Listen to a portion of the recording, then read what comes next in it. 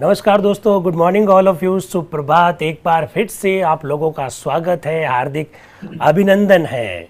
जैसा आप लोग जानते हैं साथियों, जय नारायण व्यास विश्वविद्यालय जोधपुर के नेहरू स्टडी सेंटर के तत्वाधान में ये ऑनलाइन कार्यशाला आयोजित की जा रही है। और जैसा आप लोगों को बताया गया, ये भारत की पहली ऐसी कार्यशाला है जिसमें हमारी संविधान सभा के प्रथम सत्र में जैसा हुआ हूबहू जीवंत चर्चा की जा रही है। साथियों, आप लोग ये भी जानते हैं कि हम लोग एक दिन छोड़कर एक दिन किसी न किसी गेस्ट को हम लोग जोड़ते हैं, आप लोगों के बीच में लेकर आते हैं, उनके आशीर्वचन हम लोग लेते हैं, उनके ज्ञान से हम लोग लाभ लेते हैं।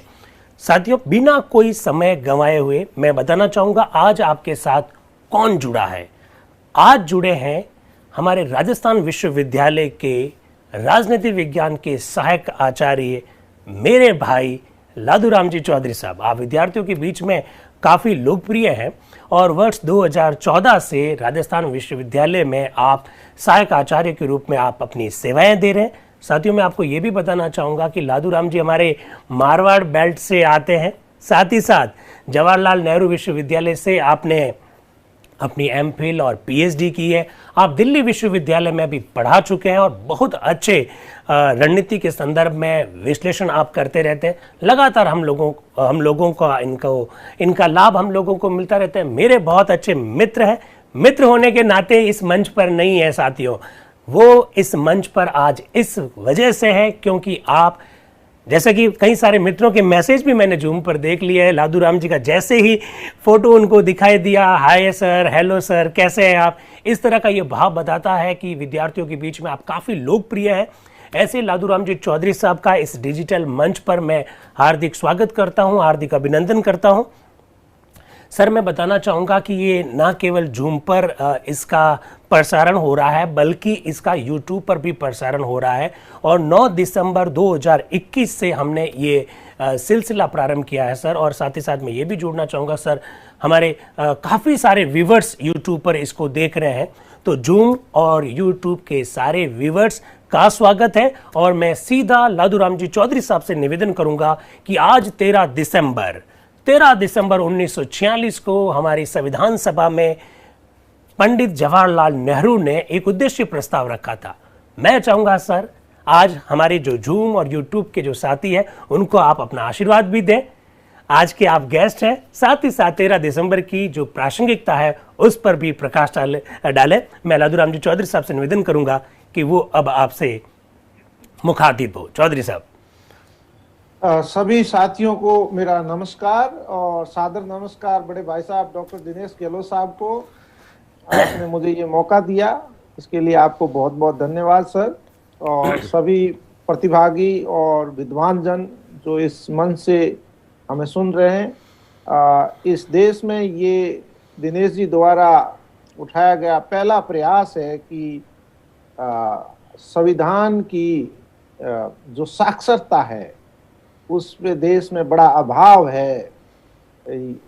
आम जन का तो छोड़िए, राजनीति विज्ञान के आचार्य और व्याख्याता इसको भली भांति नहीं जानते हैं। ये हम लोगों ने महसूस किया है और इसलिए हम सभी लोग साधुवाद है दिनेश जी का। ये बहुत बड़ा कदम देश में इस समय रियली में, जिस समय शिक्षा की बहुत ज़रूरत है, क्योंकि दिनेश जी ने शिक्षा के हॉरिजॉन को बढ़ाया है। शिक्षा सिर्फ विश्वविद्यालयों में नहीं, शिक्षा सिर्फ सर्टिफिकेट और कोर्सेस, डिग्री और डिप्लोमा में नहीं, शिक्षा आम जन तक कैसे पहुंचाई जाए, इस बीड़े के लिए मैं बहुत बहुत कृतज्ञ हूं डॉक्टर दिनेश गहलोत साहब का। जैसा कि निर्देशित हुआ है, मुझे आज के विषय पे बात करनी है। तो साथियों, हम आज 13 दिसंबर 1946 को भारत की जो संविधान निर्माण समिति थी, कॉन्स्टिट्यूशन असेंबली थी, उसमें क्या प्रोसीडिंग्स हुई, किस तरह से प्रक्रियाएं संचालित की गई और कौन कौन से प्रमुख मुद्दे थे, इसके बारे में हम बात करने वाले हैं।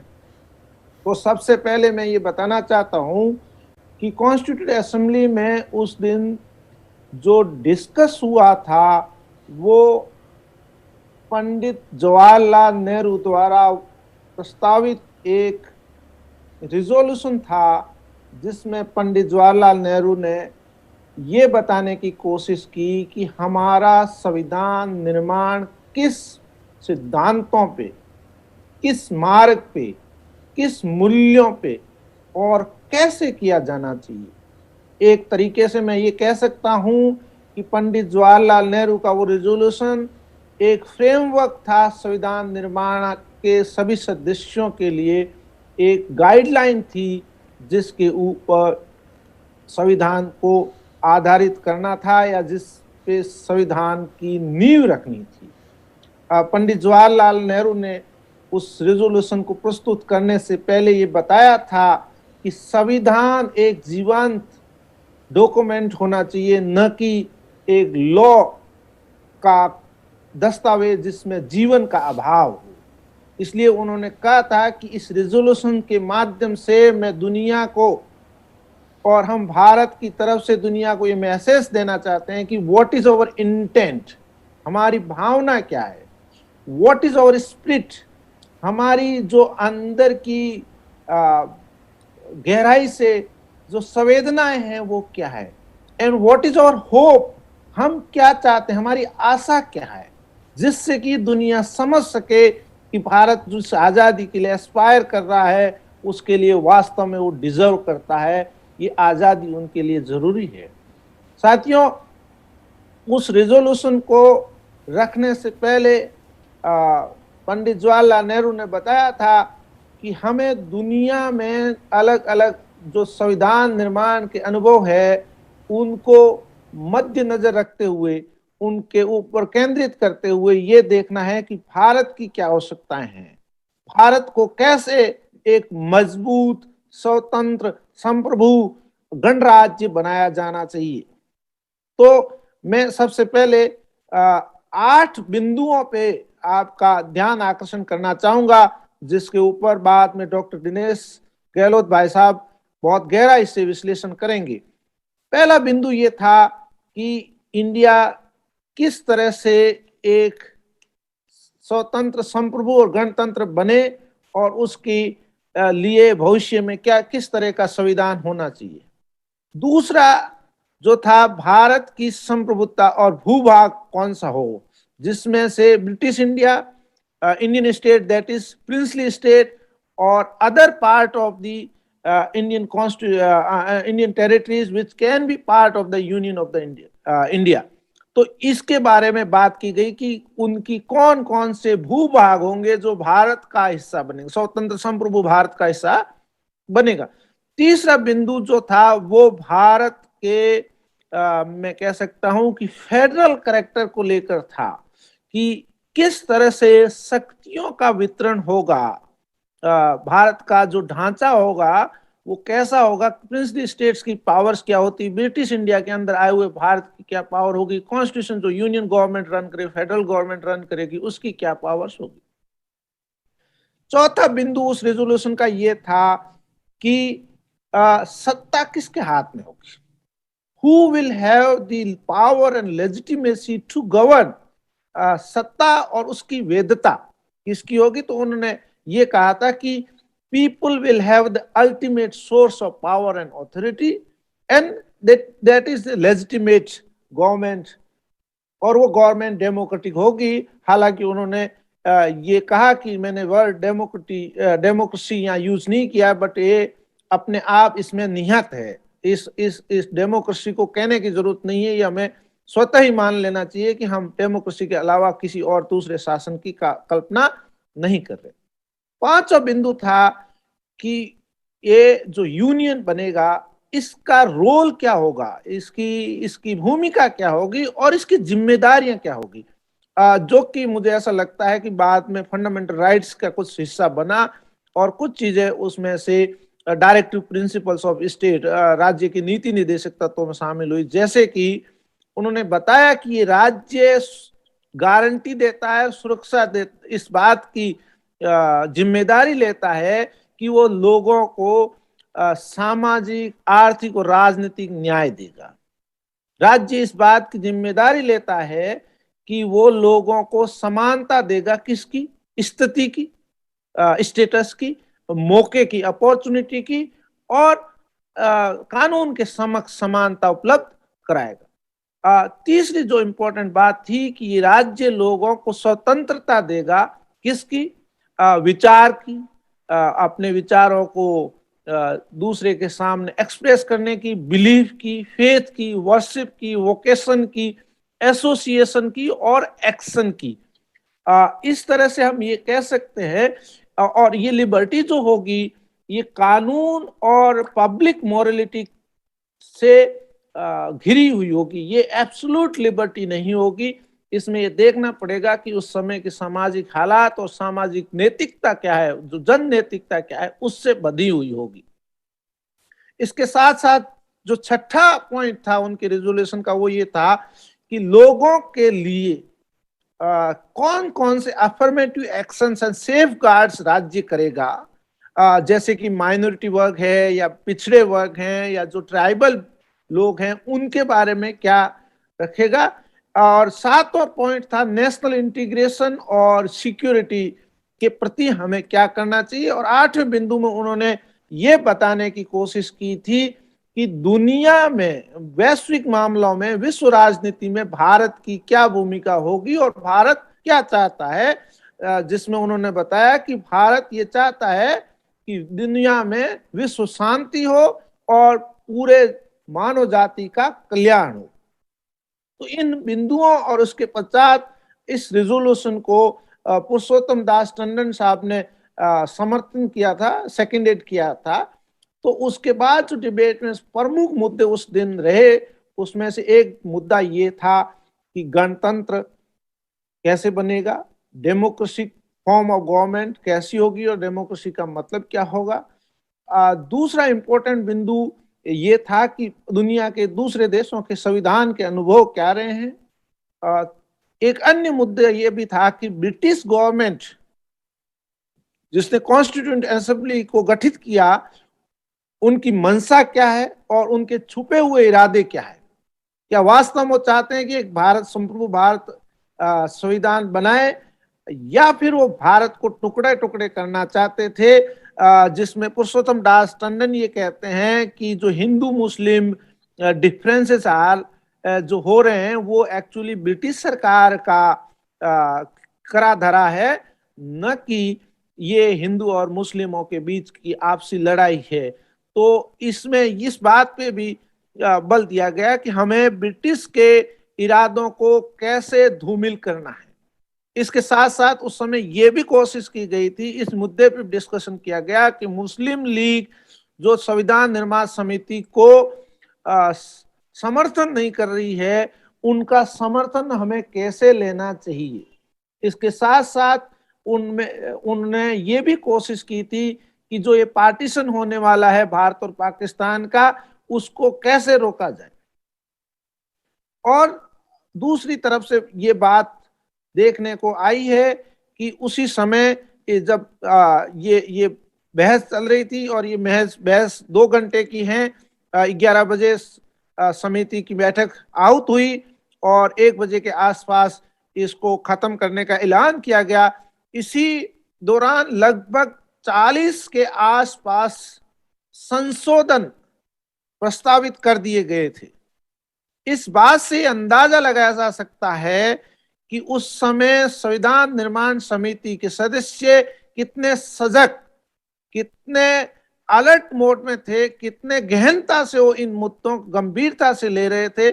इसके साथ साथ एक बहुत महत्वपूर्ण चिंता का विषय बार बार पंडित जवाहरलाल नेहरू अपने भाषण में करते हैं, वो ये है कि उस समय जो सदस्य वहां होने चाहिए थे वो नहीं थे, अब्सेंटीज ज्यादा थे।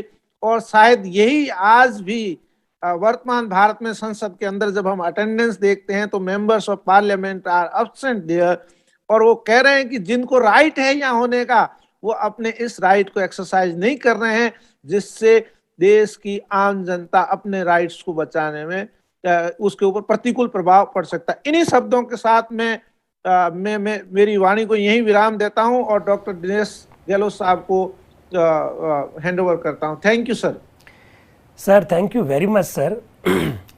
जो हमको आपसे आशा थी और जिस आशा के अनुरूप आपने जिस तरह से आज का पूरा विषय खोला, इतने संक्षिप्त शब्दों में सर पूरी बात, 2-2.25 घंटे की पूरी बात का जो सार है वो सारा आपने रख दिया। सर आप ये जो प्रेम हमारे प्रति रखते हैं, राज्य की राजधानी में बैठकर आप जिस तरह से ये प्रेम हमें हमेशा बरसाते रहते हैं, आपका सहयोग, इवन आपका मार्गदर्शन, हालांकि आप अनुज है, मेरे छोटे भाई है, लेकिन आप हमेशा हमें मार्गदर्शित करते हैं जब कभी भी हमें ज़रूरत रहती है किसी भी विषय पर। राजनीति विज्ञान के मुद्दों के अलावा जब दूसरे मामलों पर भी हम लोग जब चर्चा करते हैं तो आपसे हमें हमेशा सहयोग मिलता है।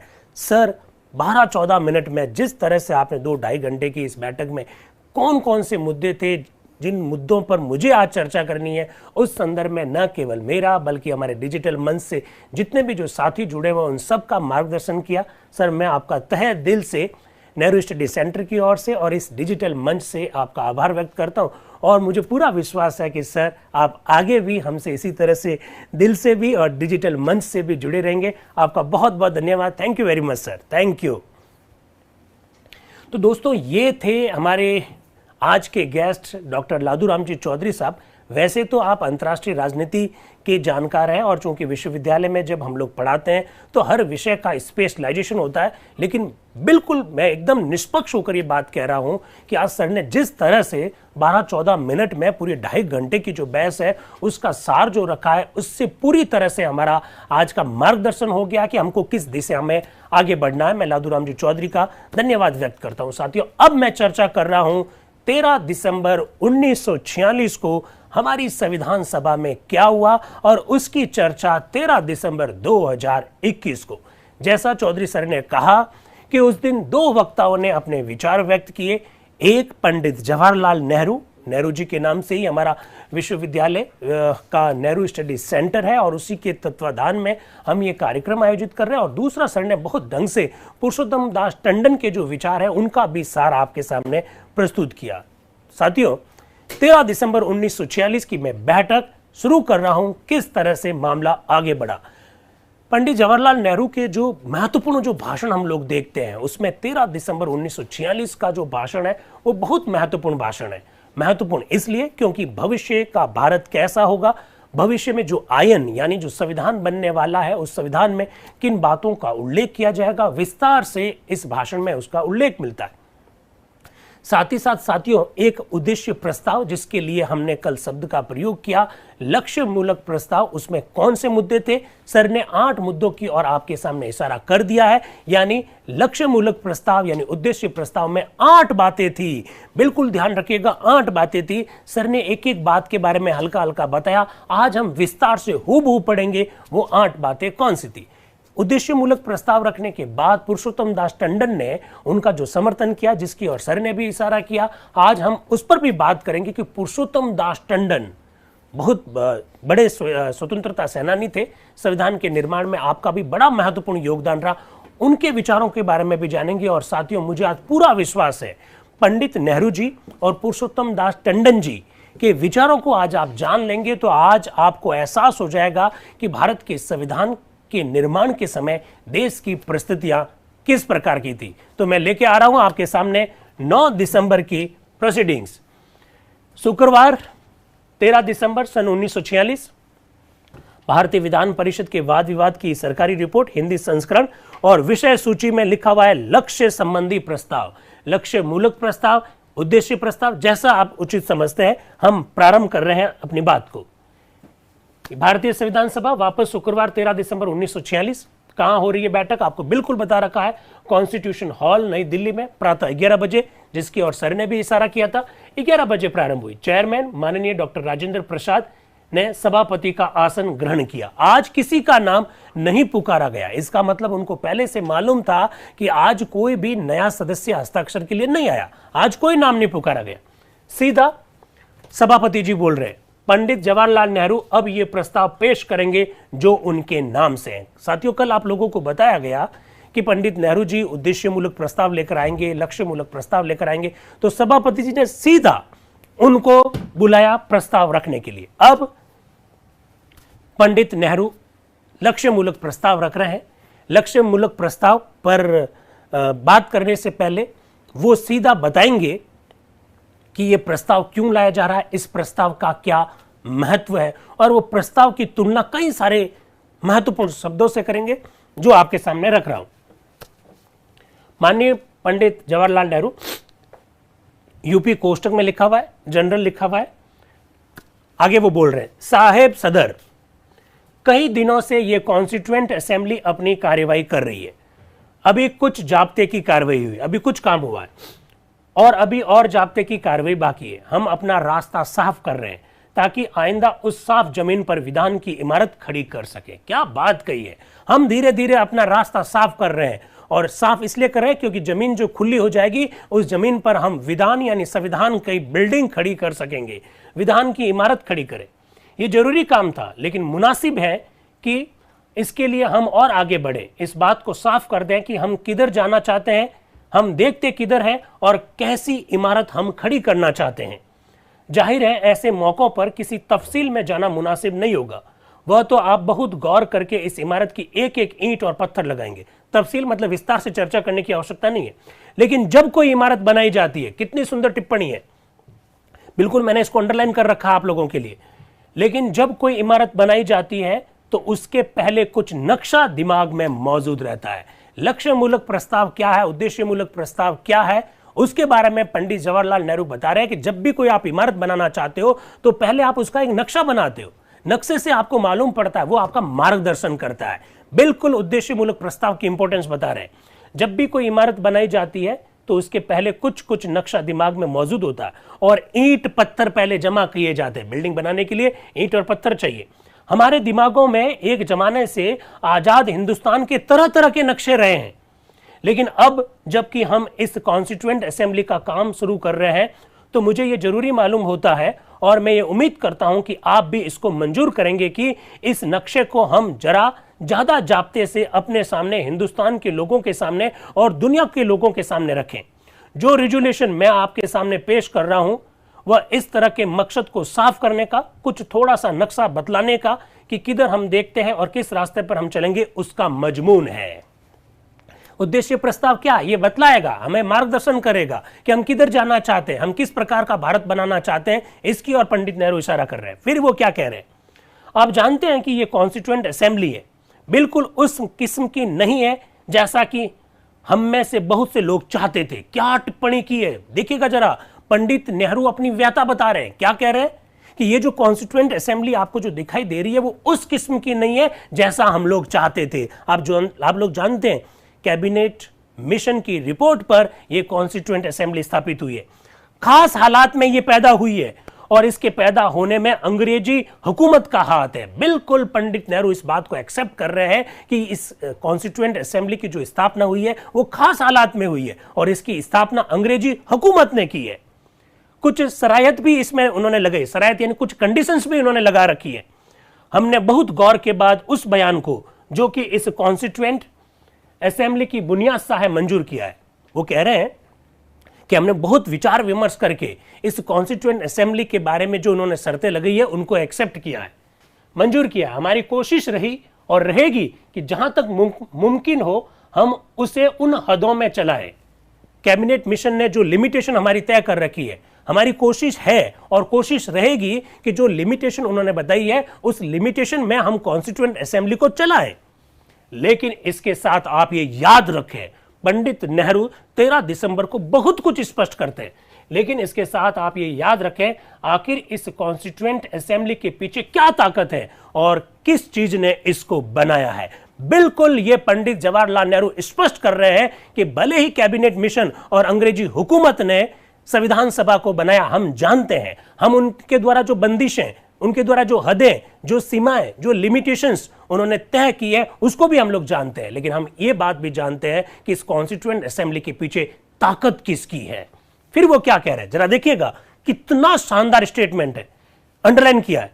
ऐसी चीजें हुकूमतों के बयान से नहीं बनती है। वो कह रहे हैं कि कॉन्स्टिट्यूएंट असेंबली जैसी जो चीजें हैं हुकूमत के बयान से नहीं बनती है। हुकूमत का बयान मतलब सरकार के बयानों से नहीं बनती है। हुकूमत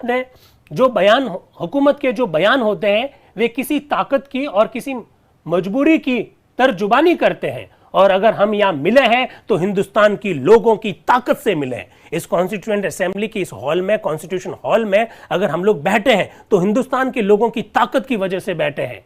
जो बात हम करें उसी दर्जे तक कर सकते हैं जितनी कि उसके पीछे हिंदुस्तान के लोगों की ताकत और मंजूरी हो। कुल हिंदुस्तान के लोगों की किसी खास फिरके या खास गिरोह की नहीं, कोई एक समूह ऐसा चाहता है, एक कोई क्षेत्र ऐसा चाहता है, उसकी वजह से नहीं, हिंदुस्तान भर के लोग ऐसा चाहते हैं, इसलिए हम लोग यहां बैठे हैं। हमारी निगाह वक्त हिंदुस्तान के उन करोड़ों आदमियों की तरफ होगी जो हम कोशिश करेंगे कि उनकी जो जज्बात है, उनका जो तजुर्बा है, हम उस विधान में उसको करें। हमको अफसोस है, अब क्या कह रहे हैं वो, हमको अफसोस है कि इस असेंबली में अक्सर मेंबरान इसमें इस वक्त शरीक नहीं है। आप जान रहे हैं ना कौन लोग शरीक नहीं है। पंडित नेहरू अफसोस व्यक्त कर रहे हैं कि मुझे इस बात का दुख है कि कुछ मेंबर इसमें नहीं है। कौन मेंबर? मुस्लिम लीग। और साथ ही साथ दोस्तों याद रखना, देसी रियासतों का प्रतिनिधि भी कोई मौजूद नहीं है। दो बड़े वर्ग संविधान सभा की इन प्रारंभिक बैठकों में मौजूद नहीं है। पंडित नेहरू इस पर अफसोस व्यक्त कर रहे हैं। हमको अफसोस है कि इस असेंबली के अक्सर मेंबरान इसमें इस वक्त शरीक नहीं है। इससे हमारी एक मानी में जिम्मेदारी बढ़ जाती है। वाह, पंडित नेहरू जी ने क्या कहा कि जो वर्ग उपस्थित नहीं है, इस वजह से हमारी जिम्मेदारी और बढ़ जाती है। जैसा कल भी इशारा हुआ था, हमें ख्याल करना पड़ता है कि हम कोई बात ऐसी नहीं करें जो औरों को तकलीफ पहुंचाए या जो बिल्कुल किसी उसूल के खिलाफ हो। हम उम्मीद करते हैं कि जो लोग शरीक नहीं है वे जल्दी शरीक हो जाएंगे और वे भी इस आइन के बनाने में पूरा हिस्सा लेंगे। आइन उर्दू शब्द है जिसका मतलब होता है संविधान, और वे भी इस आइन के बनाने में पूरा हिस्सा लेंगे, क्योंकि आखिर ये आइन उतनी ही दूर जा सकता है, आखिर ये आइन उतनी ही दूर जा सकता है जितनी ताकत उसके पीछे हो, जितने लोग इसके पीछे होंगे, जितने समाज के सारे समुदाय जब इसके पीछे होंगे, उतना ही आयन आगे बढ़ेगा। ये साफ साफ पंडित नेहरू कहना चाहते हैं। हमें ख्याल पड़ता है कि हम कोई ऐसी बात ना करें जो औरों को तकलीफ पहुंचाए या जो बिल्कुल किसी के उसूल के खिलाफ हो। हम उम्मीद करते हैं कि जो लोग शरीक नहीं है वे जल्दी शरीक हो जाएंगे, वे भी इस आइन को बनाने में पूरा हिस्सा लेंगे, क्योंकि आखिर ये आइन उतनी ही दूर जा सकता है जितनी ताकत उसके पीछे हो। हम चाहते हैं कि इससे हिंदुस्तान के सभी लोग सहमत हो, और हमारी ये कोशिश रही है और रहेगी कि ऐसी चीजें हम बनाए जो हिंदुस्तान के करोड़ों आदमियों को मंजूर हो और उनके लिए मुफीद हो। उनके साथ ये भी चाहिए कि जब भी कोई बड़ा मुल्क आगे बढ़ता है तो फिर चंद लोगों के या किसी गिरोह के रोकने की वजह से रुकता भी नहीं है। पंडित नेहरू यहां एक तरह से जो मुस्लिम लीग जो अनुपस्थित है उनको ये कहना चाह रहे हैं कि भाई साहब अगर आप आते हैं तो बहुत अच्छी बात है, लेकिन जब भी कोई बड़ा मुल्क, वो क्या करें, जब भी कोई बड़ा मुल्क आगे बढ़ता है तो कुछ गिरोह पीछे रह जाते हैं, तो क्या करें, रह जाएंगे। क्या कह रहे हैं जरा देखिएगा। उसके साथ ये भी चाहिए है कि जब भी कोई बड़ा मुल्क आगे बढ़ता है तो फिर चंद लोगों के या किसी गिरोह के रोकने से वह नहीं रुक सकता।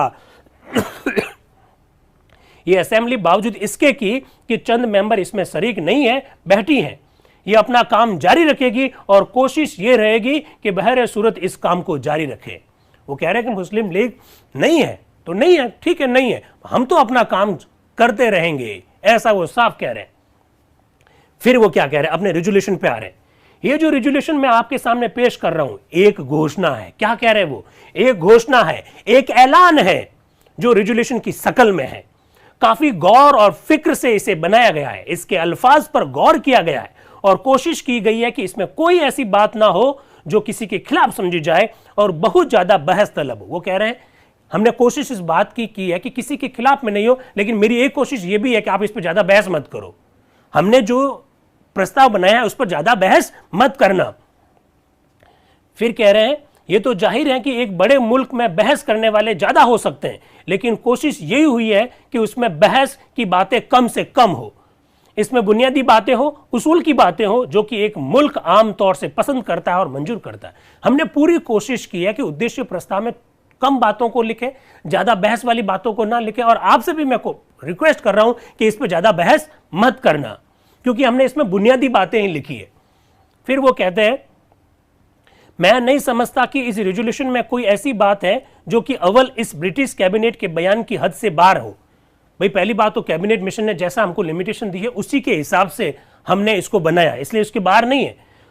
दोयम यह है कि कोई भी हिंदुस्तानी चाहे वह किसी भी ग्रुप का हो, उसको नामंजूर करे। बदकिस्मती से हमारे मुल्क में बहुत सारे इत्तलाफ हैं, लेकिन इन बुनियादी असूलों में जो इसमें लिखे हैं, इक्के दुक्के आदमियों के अलावा कोई इसका विरोध नहीं कर सकता।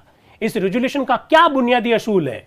अब देखिए, कभी प्रश्न बनेगा, उद्देश्य मूलक प्रस्ताव जो था उसका सबसे बड़ा प्रिंसिपल जिस पे पंडित जवाहरलाल नेहरू ने जोर दिया वो कौन सा है? जरा सुनिएगा। इस रेजोल्यूशन का क्या बुनियादी असूल है? वह यह है कि हिंदुस्तान एक आजाद मुल्क हो, एक सॉवरेन रिपब्लिक हो। रिपब्लिक लफ्ज का जिक्र हमने अभी तक जाहिर नहीं किया था। वो कह रहे हैं कि अभी तक हमने 1946 से पहले कभी रिपब्लिक शब्द का प्रयोग नहीं किया, लेकिन आज हम रिपब्लिक शब्द बोल रहे हैं। लेकिन आप खुद समझ सकते हैं कि आजाद हिंदुस्तान में और क्या हो सकता है सिवाय रिपब्लिक के? हमारे पास और कोई रास्ता नहीं है। इसमें एक ही शकल है कि हिंदुस्तान में रिपब्लिक हो। हिंदुस्तान में रिपब्लिक यानी गणतंत्र की स्थापना होगी। साथियों, ये पंडित नेहरू साफ साफ शब्दों में कह रहे हैं। इसका सीधा सा मतलब है कि देशी रियासतों को इशारा मिल गया है। देशी रियासतों को इशारा मिल गया है। क्या मिल गया है? कि आपको अपना राजतंत्र छोड़ना पड़ेगा और आपको गणतंत्र के अधीन आना पड़ेगा। आप जानते हैं ना रिपब्लिक का मतलब क्या है? रिपब्लिक का मतलब जहां उत्तराधिकार राजा का बेटा राजा जैसी स्थिति में नहीं है। ये स्पष्ट रूप से कह देते हैं और पंडित नेहरू खुद कह रहे हैं कि इसके अलावा हमको और कर क्या सकते हैं? रिपब्लिक तो हमको बनाना ही पड़ेगा। आगे क्या कह रहे हैं? अब देखिए, जो मैं बात कह रहा हूं वो आगे वो कह रहे हैं। हिंदुस्तान की जो रियासतें हैं उन पर क्या असर पड़ेगा इस रिपब्लिक शब्द का? मैं इस बात को साफ करना चाहता हूं, क्योंकि इस वक्त खास तौर से रियासतों के नुमाइंदे इसमें शरीक नहीं हैं। वो पंडित नेहरू भी कह रहे हैं कि मुझे मालूम है कि रियासतों के नुमाइंदे यानी प्रतिनिधि भी संविधान सभा की बैठक में नहीं आए हैं। यह भी तवजीज हुई है और शायद एक तरमीम की शक्ल में पेश भी हो। चूंकि लोग यहां मौजूद नहीं है, इसलिए यह रेजोल्यूशन मुलतवी कर दिया जाए। कुछ लोग कह रहे हैं कि कुछ लोग आए नहीं है, इसलिए इस प्रस्ताव को आगे सरका दिया जाए। मेरा ख्याल है कि यह तरमीम मुनासिब नहीं है। यह बात ठीक नहीं है भाई। ये जो आप कह रहे हो ना कि कुछ लोग आए नहीं है इसलिए प्रस्ताव को आगे सरका दो, ये बात ठीक नहीं है। क्योंकि पहली बात जो हमें करनी है और जो हमारे सामने है, दुनिया के सामने है, वह अगर हम नहीं करेंगे तो हम बिल्कुल एक बेजान चीज हो जाएंगे। आज दुनिया हमसे अपेक्षा कर रही है। संविधान सभा का गठन हो गया, कुछ लोग नहीं आ रहे और अगर हम पीछे सरक गए तो दुनिया के सामने मुंह क्या दिखाएंगे? इसकी और इशारा करना चाहते हैं पंडित जवाहरलाल नेहरू। पहली बात जो हमें करनी है, जो हमारे सामने दुनिया के सामने, वो अगर हम नहीं करेंगे तो हम बिल्कुल एक बेजान चीज हो जाएंगे और मुल्क हमारी बातों में दिलचस्पी नहीं रखेगा। जो जनता जिस विश्वास के साथ हमसे जुड़ी हुई है कि नहीं संविधान सभा बन गई, आगे से हम पर विश्वास नहीं करेंगे वे लोग। लेकिन रियासतों का जो जिक्र किया गया है उसके मुतालिक हमारा इरादा है और हम चाहते हैं और उसको समझाना भी लाजमी बात है कि हिंदुस्तान का जो यूनियन बने उसमें हिंदुस्तान के सब हिस्से खुशी खुशी से आए। कैसे आए, किस ढंग से आए, इस सब का निर्धारण तो संविधान सभा करेगी। लेकिन मैं अभी से आपको बता देना चाहता हूं कि हिंदुस्तान के सभी हिस्सों को इस यूनियन में मिलना पड़ेगा।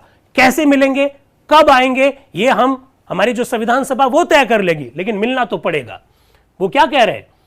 हिंदुस्तान का जो यूनियन बने उसमें हिंदुस्तान के सब हिस्से खुशी से आए। कैसे आए, किस ढंग से आए, उनका क्या अख्तियार है, ये तो इन सबों की खुशी पर है। प्रस्ताव में कोई भी तफसील नहीं है, सिर्फ बुनियादी बातें। उसमें कुछ खुद मुख्तार हिस्से हैं, उसकी कोई भी तफसील रेजोल्यूशन में नहीं है, लेकिन उसकी कुछ मौजूदा शक्ल है। उससे रियासतों के ऊपर कोई मजबूरी नहीं आती है।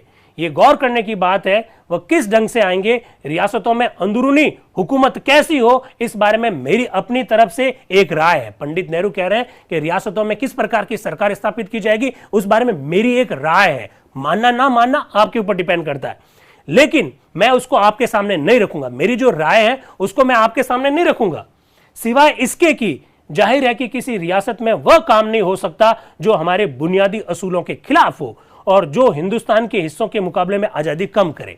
वो कह रहे हैं कि रियासतों में किस प्रकार की सरकार बनेगी, इसके बारे में मेरी खुद की एक राय है, लेकिन मैं वो राय आपको नहीं बता रहा हूं। लेकिन मैं ये कह देना चाहता हूं, क्या कह देना चाहता हूं, कि बुनियादी बातें पूरे हिंदुस्तान में एक जैसी होगी। अंग्रेज हिंदुस्तान और देशी रियासतों वाला हिंदुस्तान की जनता में किसी में ज्यादा स्वतंत्रता मिले, किसी को ज्यादा अधिकार मिले और किसी को कम अधिकार मिले, मैं ये नहीं होने दूंगा। साफ कह रहे हैं। क्या कह रहे हैं? रियासतों में अंदरूनी हुकूमत कैसी हो, इस बारे में मेरी अपनी एक राय है, लेकिन मैं उसको आपके सामने नहीं रखूंगा, सिवाय इसके कि किसी रियासत में वह काम नहीं हो सकता जो हमारे बुनियादी असूलों के खिलाफ हो या जो और हिंदुस्तान के हिस्सों के मुकाबले आजादी कम करता हो। वहां किस शक्ल की सरकार बनेगी जैसे कि आजकल की तरह राजा महाराजा या नवाब है, इस रिजोल्यूशन को इस बात से कोई मतलब नहीं है। ये वहां के लोगों से ताल्लुकात रखता है। ये बहुत मुमकिन है कि राजाओं को अगर लोग चाहें तो रखें। वाह वाह, पंडित जवाहरलाल नेहरू क्या कह रहे हैं कि जनता तय करेगी रियासतों की कि उनकी सरकार कैसी होनी चाहिए, और अगर जनता वहां की पसंद करती है राजाओं को तो राजाओं को रख सकती है। क्या कह रहे हैं? इस रिजोल्यूशन को इस बात से मतलब नहीं है, ये वहां के लोगों से ताल्लुकात रखता है। ये बहुत मुमकिन है कि राजाओं को अगर लोग चाहें तो रखें, क्योंकि इन बातों से उन्हीं का ताल्लुकात है। अरे वाह, क्या लोकतांत्रिक व्यक्ति थे। उन्होंने कहा अगर देसी रियासतों की जनता अगर चाहती है कि वहां पर राजा महाराजा बने रहे तो रहे, हमको कोई समस्या नहीं है, फैसला वही के लोग करेंगे। हमारी रिपब्लिक सारे हिंदुस्तान की यूनियन की है और इसके अंदर अलग किसी हिस्से से वहां के लोग अगर चाहें तो अपना अंदरूनी इंतजाम दूसरा कर सकते हैं। रियासतें की जनता अपने हिसाब से रह सकती है। इस रेजोल्यूशन में जो लिखा हुआ है, मैं नहीं चाहता कि आप उसमें कोई कमी निकालें। ये एक मुनासिब समझता हूं कि इस कॉन्स्टिट्यूएंट असेंबली में कोई ऐसी बात ना हो जो मुनासिब नहीं हो, और किसी वक्त में खास तौर से वे जिनका इन सवालों से ताल्लुक है और वे यहाँ मौजूद नहीं है और ये कहें कि इस असेंबली में बेकायदा बातें हुई है। जहां तक इस रेजोल्यूशन का ताल्लुक है, मैं चाहता हूं कि आपकी खिदमत में उसे मैं पेश करूं। फिर वो कहते हैं हम इस वक्त एक ऐसे दरवाजे पर हैं, एक जमाना खत्म हो रहा है, दूसरा जमाना शुरू हो रहा है। इस मौके पर हम एक जानदार पैगाम हिंदुस्तान को देना है और हिंदुस्तान के बाहर भेजना है। उसके बाद हम अपने संविधान को लफ्जों में ऐसा जमा पहनाएंगे जैसा मुनासिब समझे। इसके बाद पंडित नेहरू जी वो उद्देश्य मुल्क प्रस्ताव रख रहे हैं, जिसकी और अभी चौधरी साहब ने संकेत भी किया। 8 बातें हैं, बहुत ध्यान से सुन लीजिएगा। यह उद्देश्य प्रस्ताव बाद में जाकर भारत के संविधान की प्रस्तावना का आधार बनेगा और उसमें 8 बातें हैं। कौन सी 8 बातें हैं वो मैं आपके सामने रख रहा हूं, साथ ही साथ बता रहा हूं कि भारत के संविधान की प्रस्तावना में उन बातों का अभी उल्लेख है या नहीं है। एक एक करके पॉइंट सुनिएगा। पहला पॉइंट, एक तो ध्यान रखिएगा एक फैक्ट कि इसमें 8 बातें हैं। पहला पॉइंट, यह संविधान सभा भारतवर्ष को एक पूर्ण स्वतंत्र, ये जो जनतंत्र लिखा हुआ है इस जनतंत्र का मतलब रिपब्लिक है, गणतंत्र होना चाहिए एक्चुअली में।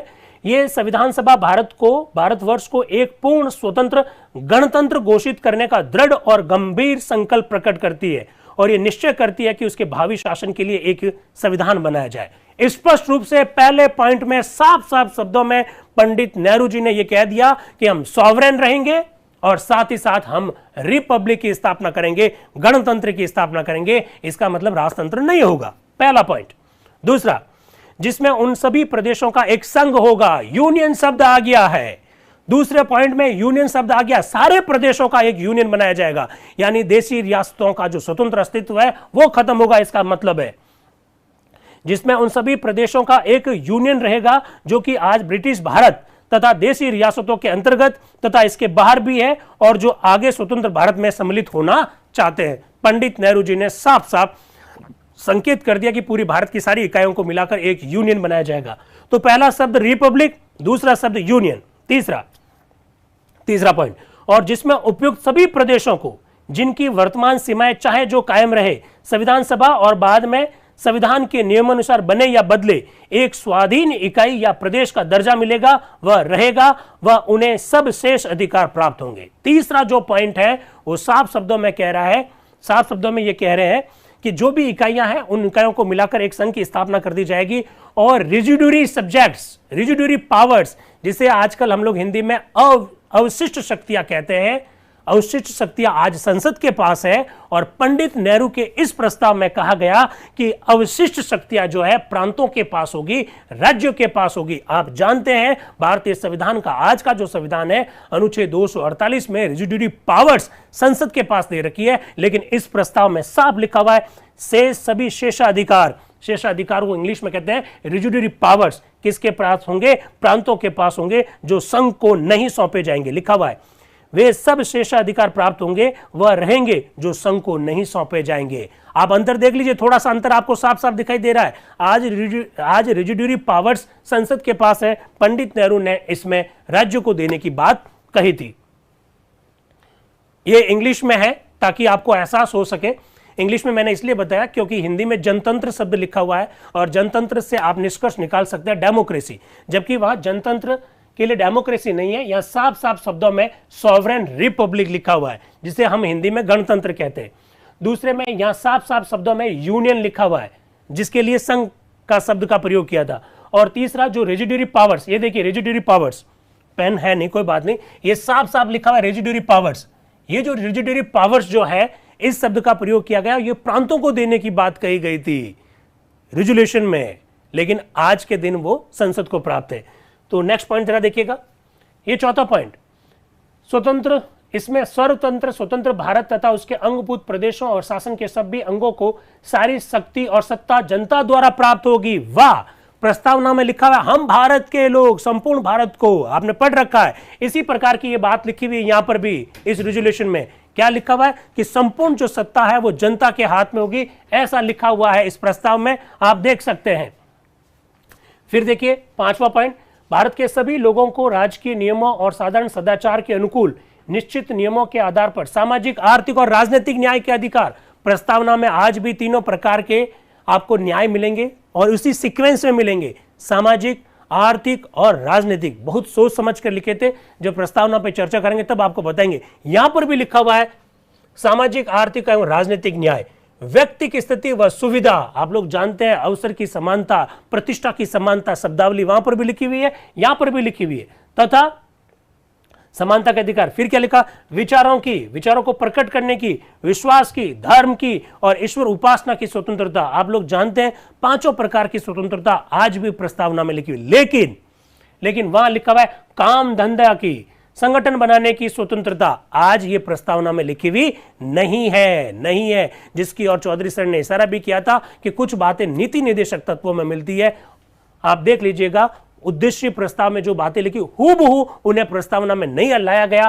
काम करने की स्वतंत्रता, संगठन बनाने की स्वतंत्रता का उल्लेख पंडित नेहरू ने अपने उद्देश्य प्रस्ताव में किया था, लेकिन आज की प्रस्तावना में ये नहीं है। आप जानते हैं ये नीति निर्देशक तत्वों में मिलती है। फिर देखिएगा, सभी अल्पसंख्यक, माइनॉरिटीज शब्द लिखा हुआ है, पिछड़े हुए, बैकवर्ड शब्द लिखा हुआ है, कबायली प्रदेश यानी ट्राइब्स जो एरिया है, ट्राइब वाला एरिया जो है, दलित शब्द लिखा हुआ है, और पिछड़ी हुई जातियों के लिए कई सारे कानून बनाए जाएंगे, कई सारी विधि बनाई जाएगी। इस बात का भी प्रॉमिस छठे पॉइंट के अंतर्गत है। सातवां पॉइंट कितना गजब का पॉइंट है, जिसके द्वारा इस जनतंत्र के क्षेत्र की अक्षुण्णता रहेगी, जल, थल और हवा पर इसके सब अधिकार रहेंगे, न्याय और सभ्य राष्ट्रों के नियमों के अनुसार रक्षित होंगे। हमारा जो अधिकार है वो जल पर रहेगा, थल पर रहेगा, हवा पर रहेगा, और हमारी जो आंतरिक एकता है, अक्षुण्णता है, उसको हम लोग बनाए रखेंगे। इस बात का भी उल्लेख उद्देश्य प्रस्ताव में। कुछ बातें नीति निर्देशक तत्वों में मिलती है। आप लोग जानते हैं भारतीय संविधान का अनुच्छेद आपने 51 पढ़ा होगा, जो भारत की विदेश नीति का आधार है, जिसमें क्या आह्वान किया गया है, राज्य अंतर्राष्ट्रीय संबंधों को बढ़ावा देगा, मध्यस्थता को बढ़ावा देगा, अंतर्राष्ट्रीय स्तर पर जितने भी जो संधियां समझौते हो रखे उसकी पालना को बढ़ावा देगा। 7वां और 8वां पॉइंट उसी से संबंधित है।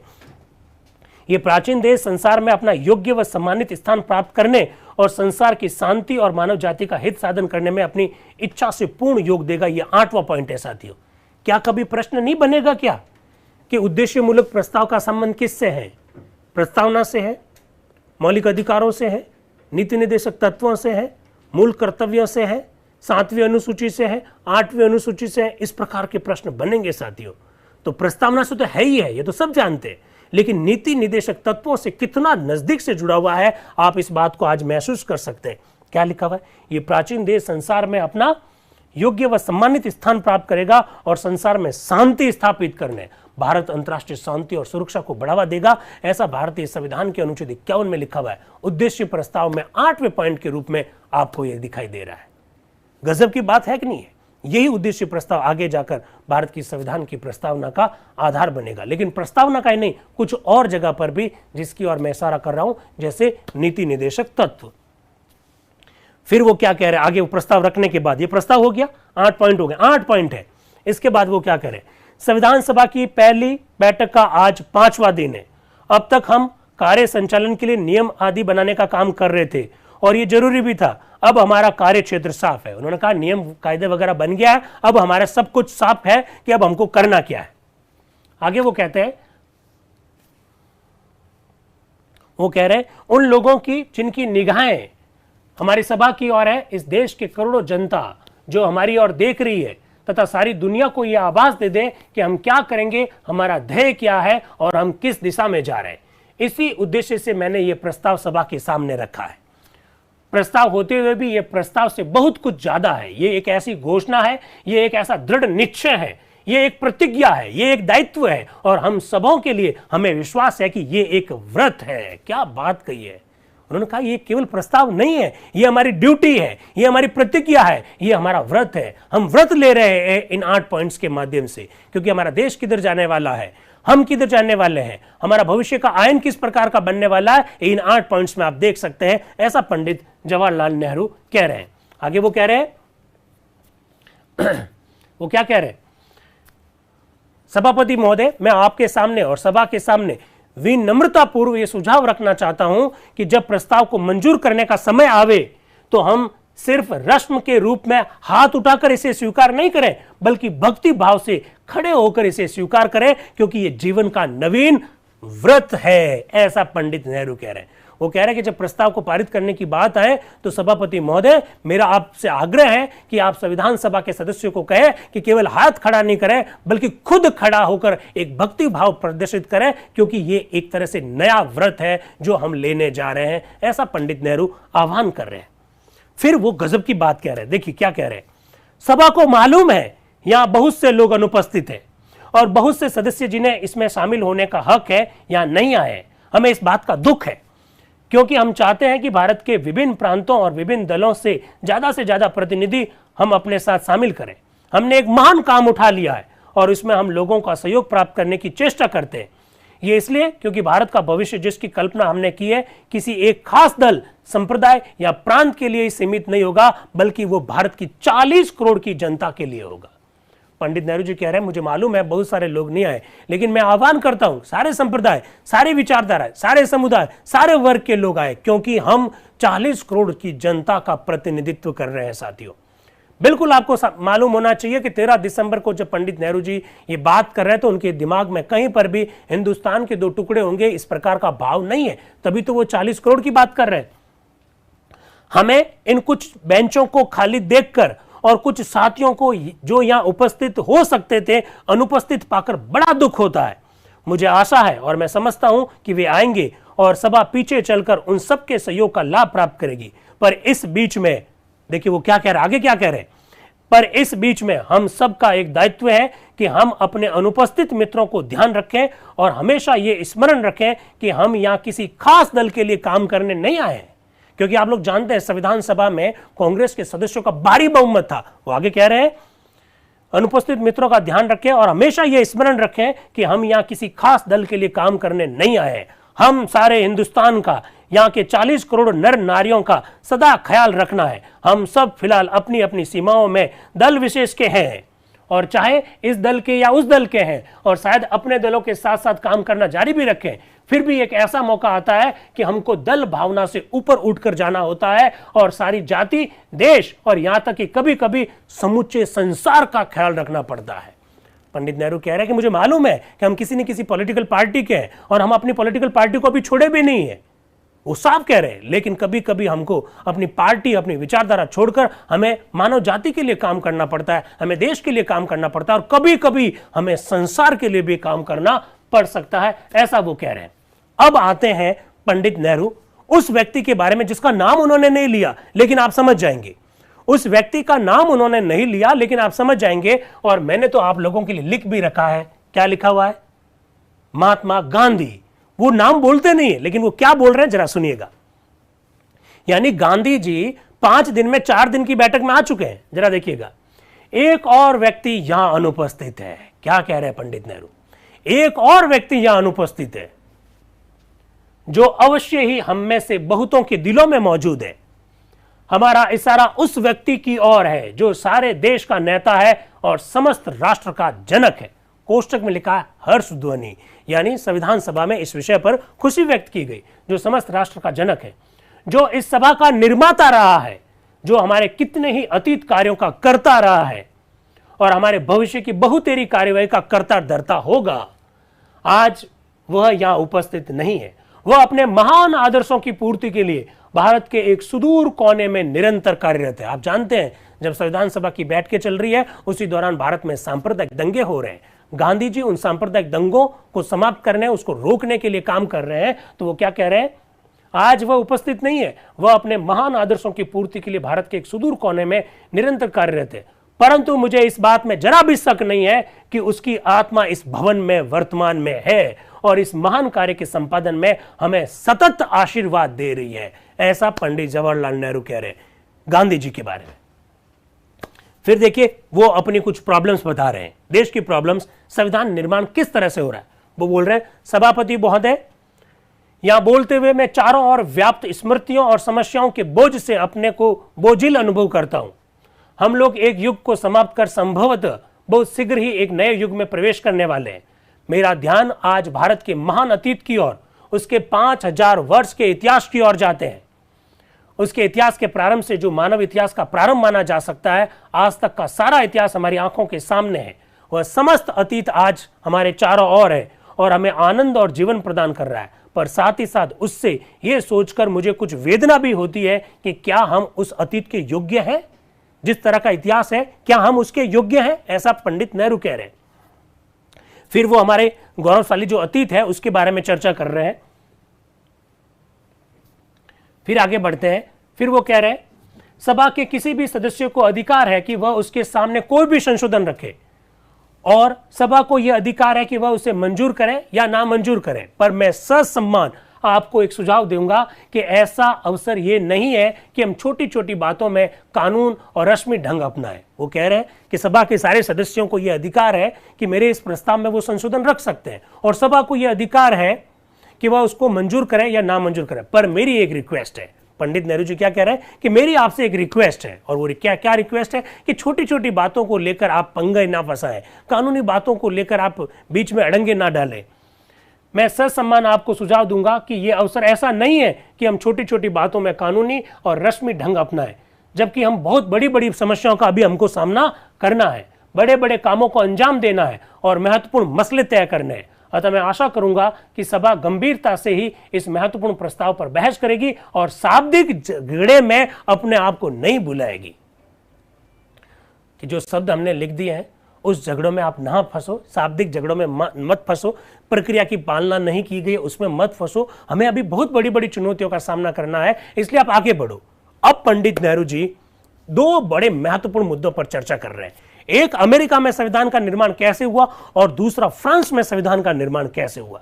इससे आपको पूरी तस्वीर समझ में आ जाएगी साथियों कि भारत के संविधान की निर्माण की दिशा कैसे आगे बढ़ती है, किस तरह से वो दिशा तय करती है। जरा देखिएगा, वो कह रहे हैं, मुझे विभिन्न संविधान सभाओं का ख्याल आता है जो पहले बैठ चुकी है। अमेरिकन राष्ट्र के निर्माताओं ने संविधान सभा में इकट्ठे होकर राष्ट्र निर्माण के लिए एक संविधान तैयार किया था जो आज 150 बरस की परीक्षा में पक्का साबित हुआ है। मैं इस संविधान निर्माण में क्या क्या बातें हुई उन सब की कल्पना कर रहा हूं। इस संविधान के फलस्वरूप जो महान राष्ट्र उत्पन्न हुआ उसको मैं सोच रहा हूं। मेरी कल्पना उस जबरदस्त क्रांति की ओर जा रही है जो आज से 150 साल पहले हुई थी। मैं कल्पना कर रहा हूं उस संविधान सभा की जो आनंददायक उस पेरिस नगर में एकत्रित हुई जिसने आजादी की कितनी ही लड़ाई लड़ी। अमेरिका का उदाहरण देते देते पंडित जवाहरलाल नेहरू फ्रांस चले जाएंगे और फ्रांस का एक बड़ा गजब का एग्जाम्पल वो आपको देंगे। आपके लिए एक बहुत नया फैक्ट आने वाला है। एक्चुअली में हुआ क्या दोस्तों कि 9 दिसंबर 1946 को संविधान सभा की जब पहली बैठक हुई उससे 3 दिन पहले ब्रिटिश सरकार ने साफ साफ शब्दों में कह दिया था। क्या कह दिया था? कि हम इस संविधान सभा की कार्यवाही को मान्यता नहीं देंगे। कैबिनेट मिशन योजना के तहत संविधान सभा का गठन हुआ, ब्रिटिशर्स की योजना के तहत संविधान सभा का गठन हुआ, लेकिन ब्रिटिशर्स के मन में पाप आ गया। और वो पाप क्या आ गया? वो मुस्लिम लीग को आगे कर दिया उन्होंने और मुस्लिम लीग को कह दिया कि आप इनको सहयोग मत करो, आप सहयोग करोगे नहीं तो ये संविधान को हम बनने देंगे नहीं। ब्रिटिशर्स ने साफ कह दिया, ब्रिटिश सरकार ने साफ कह दिया कि संविधान सभा का एक भाग यदि संविधान सभा की बैठकों का बहिष्कार करता है तो हम उस संविधान सभा के द्वारा बनाए गए संविधान को कभी मान्यता नहीं देंगे। और ब्रिटिश सरकार ने यहां तक कह दिया कि संविधान सभा की पहली बैठक कब होगी हम तय करेंगे। ब्रिटिश सरकार ने यह भी कह दिया कि पहली बैठक की अध्यक्षता कौन करेगा इसको भी हम तय करेंगे। और पंडित नेहरू और सरदार वल्लभ भाई पटेल ने तय कर दिया कि जो करना है वो हमको करना है। तुमको तो केवल संविधान सभा का गठन करना था, वो तुम्हारी योजना के तहत हो गया, अब वो आगे कैसे बढ़ेगी हमको तय करना। अब पंडित नेहरू फ्रांस का उदाहरण दे रहे हैं, और क्या फ्रांस का एग्जाम्पल दे रहे हैं मैं बता देता हूं, पढ़ के सुना दूंगा, पहले आपको स्टोरी बता देता हूं। वो कह रहे हैं कि भाई साहब क्या आप हमको धमकी दे रहे हो, अरे भैया फ्रांस में भी संविधान का निर्माण हुआ था और फ्रांस के राजा ने उस संविधान सभा को मान्यता नहीं दी, तो फ्रांस के उस संविधान सभा के सदस्य टेनिस कोर्ट पर जाकर बैठ गए और टेनिस कोर्ट पर जाकर उन्होंने वहां पर बैठकर संविधान का निर्माण कर दिया, जिसे दुनिया भर में oath of the tennis court के नाम से जाना जाता है। कि जब टेनिस कोर्ट में बैठकर संविधान का निर्माण किया जा सकता है, तो हम तो भारत की भूमि पर बैठकर संविधान का निर्माण कर रहे हैं। आप मान्यता दे या ना दे, इससे कोई फर्क नहीं पड़ता। जरा देखिएगा, मैं सोच रहा हूं उन कठिनाइयों को जो इस संविधान सभा को मिली है, मैं सोच रहा हूं उन बाधाओं को जिन्हें सम्राट तथा अधिकारियों ने इस सभा की राह में रोड़े डाले। इस सभा को स्मरण होगा कि जब इसके मार्ग में रोड़े अटकाए गए, यहां तक कि उसे एकत्रित होने के लिए स्थान देने से भी इनकार कर दिया गया, मना कर दिया ब्रिटिशर्स ने कि हम आपको बैठक करने देंगे ही नहीं, रोड़े अटकाए, यहां तक कि उसे एकत्रित होने के लिए स्थान देने से भी इनकार किया गया, तो परिषद ने टेनिस कोर्ट में अपनी बैठक की और वहां ही उन्होंने शपथ ग्रहण की, जो the oath of tennis court के नाम से मशहूर है। फ्रांस में ऐसा ही हुआ, जब सम्राट ने इनको निकाल दिया, स्थान नहीं दिया, तो टेनिस कोर्ट पे जाकर उन्होंने संविधान का निर्माण कर दिया। उन्होंने कहा हमारे सामने तो इस प्रकार के एग्जाम्पल है, हम डरने वाले नहीं है। सम्राट और अधिकारियों की समस्त बाधाओं के बावजूद वे एकत्रित होकर तब तक अपना काम करते रहे जब तक कि उन्होंने अपने काम को पूरा नहीं कर लिया, जिसे पूरा करने का उन्होंने बीड़ा उठाया था। मुझे विश्वास है हम लोग भी उसी गंभीरता और पवित्र भावना से यहाँ एकत्रित हुए हैं, और हम भी चाहे इस भवन में हो या अन्यत्र, मैदान में हो या बाजार में, कहीं भी एकत्रित होकर तब तक अपना काम करते रहेंगे जब तक कि उसे पूरा नहीं कर ले। चाहे मैदान में करनी पड़े, चाहे बाजार में करनी पड़े, चाहे इस भवन में करनी पड़े, कहीं और करनी पड़े, हम तो अब संविधान निर्माण करके उठेंगे, उससे पहले नहीं उठेंगे। ऐसा पंडित नेहरू ने अपने इस भाषण में कहा। आगे बढ़िएगा, अब वो सोवियत संघ के बारे में एग्जाम्पल दे रहे हैं। इसके बाद हमारी याद आती है निकट भूत की उस महती क्रांति की ओर जो रूस में हुई थी। आपको पता है ना 1917 में क्रांति हुई थी, जो रूस में हुई थी, जिसके फलस्वरूप एक नए ढंग के राज्य रूस यूनियन ऑफ सोवियत रिपब्लिक जैसे शक्तिशाली राष्ट्र का प्रादुर्भाव हुआ और आज विश्व के कामों में अपना प्रमुख भाग ले रहा है। ये महान शक्तिशाली राष्ट्र हम भारतवासियों के लिए न सिर्फ एक महान शक्तिशाली राष्ट्र है, बल्कि हमारा पड़ोसी भी है, ऐसा वो कह रहे हैं। फिर वो क्या कह रहे हैं, इस प्रस्ताव में जो सभा जानती है कि बड़ी सावधानी से बनाया गया, हमने अत्यधिक और अल्पीय कथन को दूर ही रखा है। इस तरह के प्रस्ताव को बनाना बड़ा कठिन है। यदि आप उसमें बहुत कम व्यक्त करते हैं तो वह केवल एक कोरा प्रस्ताव ही रह जाता है, और दूसरे यदि आप उसमें अधिक कुछ कहते हैं तो ये संविधान बनाने वाले सदस्यों के कार्य में कुछ हस्तक्षेप का होगा। अब पंडित नेहरू कह रहे हैं कि देखिए, ये जो प्रस्ताव मैंने रखा है, इसमें ना तो बहुत सारी बातों का वर्णन है और ना ही बहुत छोटा है, ये बीच का स्थिति में। वो कह रहे हैं कि अगर इस प्रस्ताव में मैंने बहुत सारी बातों को डाल दिया होता तो ये संविधान सभा फिर क्या करेगी, ये तो संविधान सभा के कार्यों में हस्तक्षेप हो जाता, और इसे मैंने बहुत छोटा बना दिया होता तो फिर प्रस्ताव में कुछ बातें स्पष्ट नहीं हो पाती, तो संविधान सभा का मार्गदर्शन कैसे होता। इसलिए मैंने प्रस्ताव को न तो बहुत बड़ा बनाया ना छोटा बनाया, मैंने इसको बीच में रखा। क्या कह रहे हैं, ना तो ये अत्यधिक है ना ये अल्प है। इस तरह के प्रस्ताव को बनाना बड़ा कठिन है, दोनों के बीच में ना तो बड़ा बनाना है ना छोटा बनाना, ऐसा प्रस्ताव बनाना बड़ा कठिन है। यदि आप इसमें बहुत कम बातें व्यक्त करते तो वह केवल एक कोरा प्रस्ताव ही रह जाता, बहुत कम बातें लिखता तो खाली प्रस्ताव रह जाता, और दूसरे यदि आप उसमें बहुत अधिक कहते तो यह संविधान बनाने वाले सदस्यों के कार्य में कुछ हस्तक्षेप सा हो जाता। प्रस्ताव में सारी बातें लिख देते तो फिर संविधान सभा के सदस्य क्या करेंगे, उनके कार्य में क्या हो जाता, हस्तक्षेप हो जाता। ये प्रस्ताव उस संविधान का मार्ग नहीं है जो हम बनाने जा रहे हैं, और हमें इस दृष्टि से इसे देखना चाहिए। सभा को विधान बनाने की पूरी स्वतंत्रता है, और दूसरे लोगों को भी जब वे सभा में आ जाए तो संविधान बनाने की पूरी आजादी है।